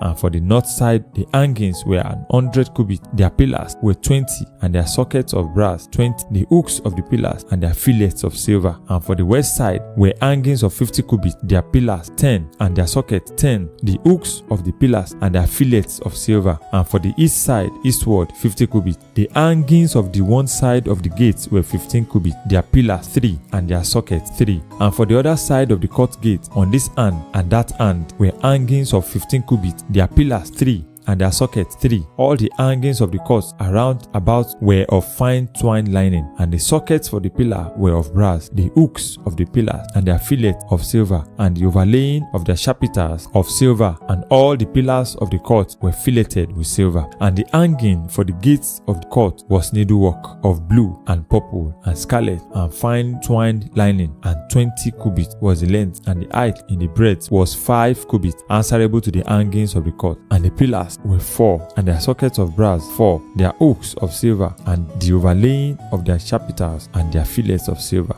And all the pins of the tabernacle and of the court round about were of brass. This is the sum of the tabernacle, even of the tabernacle of testimony, as it was counted according to the commandment of Moses, for the service of the Levite by the hand of Ithamar, son to Aaron the priest, and Bezalel, the son of Uri, the son of Hur, of the tribe of Judah, made all that the Lord commanded Moses. And with him was Aholiab, the son of Ahisamach, of the tribe of Dan, an engraver and a cunning workman, and an embroiderer in blue and in purple and in scarlet fine linen. All the gold that was occupied for the work in all the work of the holy places, even the gold of the offering, was 29 talents and 730 shekels, after the shekel of the sanctuary. And the silver of them that were numbered of the congregation was 100 talents and 1,703 score and 15 shekels, after the shekel of the sanctuary. A becker for every man, that is half a shekel, after the shekel of the sanctuary, for everyone that went to be numbered from 20 years old and upward, for 600,000 and 3,550 men. And of the 100 talents of silver were cast the sockets of the sanctuary, and the sockets of the veil, and 100 sockets of the 100 talents, a talent for a socket. And of the 1,775 shekels he made hooks for the pillars, and overlaid their chapiters, and filleted them. And the brass of the offering was 70 talents and 2,400 shekels, and therewith he made the sockets to the door of the tabernacle of the congregation, and the brazen altar, and the brazen gate for it, and all the vessels of the altar, and the sockets of the court round about, and the sockets of the court gate, and all the pins of the tabernacle, and all the pins of the court round about. Exodus chapter 39. And of the blue and purple and scarlet they made clothes of service, to do service in the holy place, and made the holy garments for Aaron, as the Lord commanded Moses. And he made the ephod of gold, blue and purple and scarlet and fine twined lining. And they did beat the gold into thin plates, and cut it into wires, to work it in the blue and in the purple and in the scarlet and in the fine lining with cunning work. They made shoulder pieces for it, to couple it together. By the 2 edges was it coupled together. And the curious girdle of his ephod that was upon it was of the same, according to the work thereof, of gold, blue and purple and scarlet, and fine twined lining, as the Lord commanded Moses. And they wrought onyx stones enclosed in haunches of gold, graven as signet are graven, with the names of the children of Israel. And he put them on the shoulders of the ephod, that they should be stones for a memorial to the children of Israel, as the Lord commanded Moses. And he made the breastplate of cunning work, like the work of the ephod, of gold, blue and purple and scarlet and fine twined lining. It was 4 square. They made the breastplate double. A span was the length thereof, and a span the breadth thereof, being double. And they set in it 4 rows of stone. The first row was a sardius, a topaz, and a carbuncle. This was the first row. And the second row, an emerald, a sapphire, and a diamond. And the third row, a linguer, an agate, and an amethyst. And the fourth row, a beryl, an onyx, and a jasper. They were enclosed in haunches of gold in their enclosings. And the stones were according to the names of the children of Israel, 12 according to their names, like the engravings of a signet, every one with his name according to the 12 tribes. And they made upon the breastplate chains at the ends of the written work of pure gold. And they made 2 ounces of gold and 2 gold rings, and put the 2 rings in the 2 ends of the breastplate. And they put the 2 written chains of gold in the 2 rings of the ends of the breastplate, and the 2 ends of the 2 written chains they fastened in the 2 haunches, and put them on the shoulder piece of the ephod before it. And they made 2 rings of gold, and put them on the two ends of the breastplate, upon the border of it, which was on the side of the ephod inward. And they made 2 other golden rings, and put them on the 2 sides of the ephod underneath, toward the forepart of it, over against the other coupling thereof, above the curious girdle of the ephod. And they did bind the breastplate by his rings unto the rings of the ephod with a lace of blue, that it might be above the curious girdle of the ephod, and that the breastplate might not be loosed from the ephod, as the Lord commanded Moses. And he made the robe of the ephod of woven work, all of blue. And there was an hole in the midst of the robe, as the hole of an habergeon, with a band round about the hole, that should not rend. And they made upon the hems of the robe pomegranate of blue and purple and scarlet and twined lining. And they made bells of pure gold, and put the bells between the pomegranate upon the hem of the robe, round about between the pomegranate, a bell and a pomegranate, a bell and a pomegranate, round about the hem of the robe, to minister in, as the Lord commanded Moses. And they made coats of fine linen of woven work for Aaron and for his sons, and the mitre of fine linen, and goodly bonnet, and fine linen, and linen breeches of fine twined linen, and a girdle of fine twined linen, and blue and purple and scarlet of needlework, as the Lord commanded Moses. And they made the plate of the holy crown of pure gold, and wrote upon it a writing like to the engravings of a signet, holiness to the Lord. And they tied unto it a lace of blue to fasten it on high upon the mitre, as the Lord commanded Moses. Thus was all the work of the tabernacle of the tent of the congregation finished, and the children of Israel did according to all that the Lord commanded Moses, so did they. And they brought the tabernacle unto Moses, the tent and all his furniture, his statues, his boards, his bars, and his pillars, and his socket, and the covering of ram skin dyed red, and the covering of badger skins, and the veil of the covering, the ark of the testimony, and the staves thereof, and the mercy seat, the table, and all the vessels thereof, and the shewbread, the pure candlestick, with the lamps thereof, even with the lamps to be set in order, and all the vessels thereof, and the oil for light, and the golden altar, and the anointing oil, and the sweet incense, and the hanging for the tabernacle door, the brazen altar, and his grate of brass, his staves, and all his vessels, the lever, and his foot, the hangings of the curtain, his pillars, and his socket, and the hanging for the court gate, cords, and his pins, and all the vessels of the service of the tabernacle for the tent of the congregation, the clothes of service to do service in the holy place, and the holy garments for Aaron the priest, and his son's garments to minister in the priest's office, according to all that the Lord commanded Moses. So the children of Israel made all the work. And Moses did look upon all the work, and behold, they had done it as the Lord had commanded. Even so had they done it, and Moses blessed them. Exodus chapter 40. And the Lord spake unto Moses, saying, On the first day of the first month shalt thou set up the tabernacle of the tent of the congregation, and thou shalt put therein the ark of the testimony, and cover the ark with the veil. And thou shalt bring in the table, and set in order the things that are to be set in order upon it. And thou shalt bring in the candlestick, and light the lamps thereof. And thou shalt set the altar of gold for the incense before the ark of the testimony, and put the hanging of the door to the tabernacle. And thou shalt set the altar of the burnt offering before the door of the tabernacle of the tent of the congregation. And thou shalt set the laver between the tent of the congregation and the altar, and shalt put the water therein. And thou shalt set up the court round about, and hang up the hanging at the court gate. And thou shalt take the anointing oil, and anoint the tabernacle and all that is therein, and shalt hallow it, and all the vessels thereof, and it shall be holy. And thou shalt anoint the altar of the burnt offering and all its vessels, and sanctify the altar, and it shall be altar most holy. And thou shalt anoint the laver and his foot, and shalt sanctify it. And thou shalt bring Aaron and his sons unto the door of the tabernacle of the congregation, and wash them with water. And thou shalt put upon Aaron the holy garment, and shalt anoint him, and sanctify him, that he may minister unto me in the priest's office. And thou shalt bring his sons, and clothe them with coats, and thou shalt anoint them as thou didst anoint their father, that they may minister unto me in the priest's office. For their anointing shall surely be an everlasting priesthood throughout their generation. Thus did Moses, according to all that the Lord commanded him, so did he. And it came to pass in the first month, in the second year, on the first day of the month, that the tabernacle was reared up. And Moses reared up the tabernacle, and fastened his socket, and set up the board thereof, and put in the bars thereof, and reared up pillars. And he spread abroad the tent over the tabernacle, and put the covering of the tent above upon it, as the Lord commanded Moses. And he took and put the testimony into the ark, and set the staves on the ark, and put the mercy seat above upon the ark.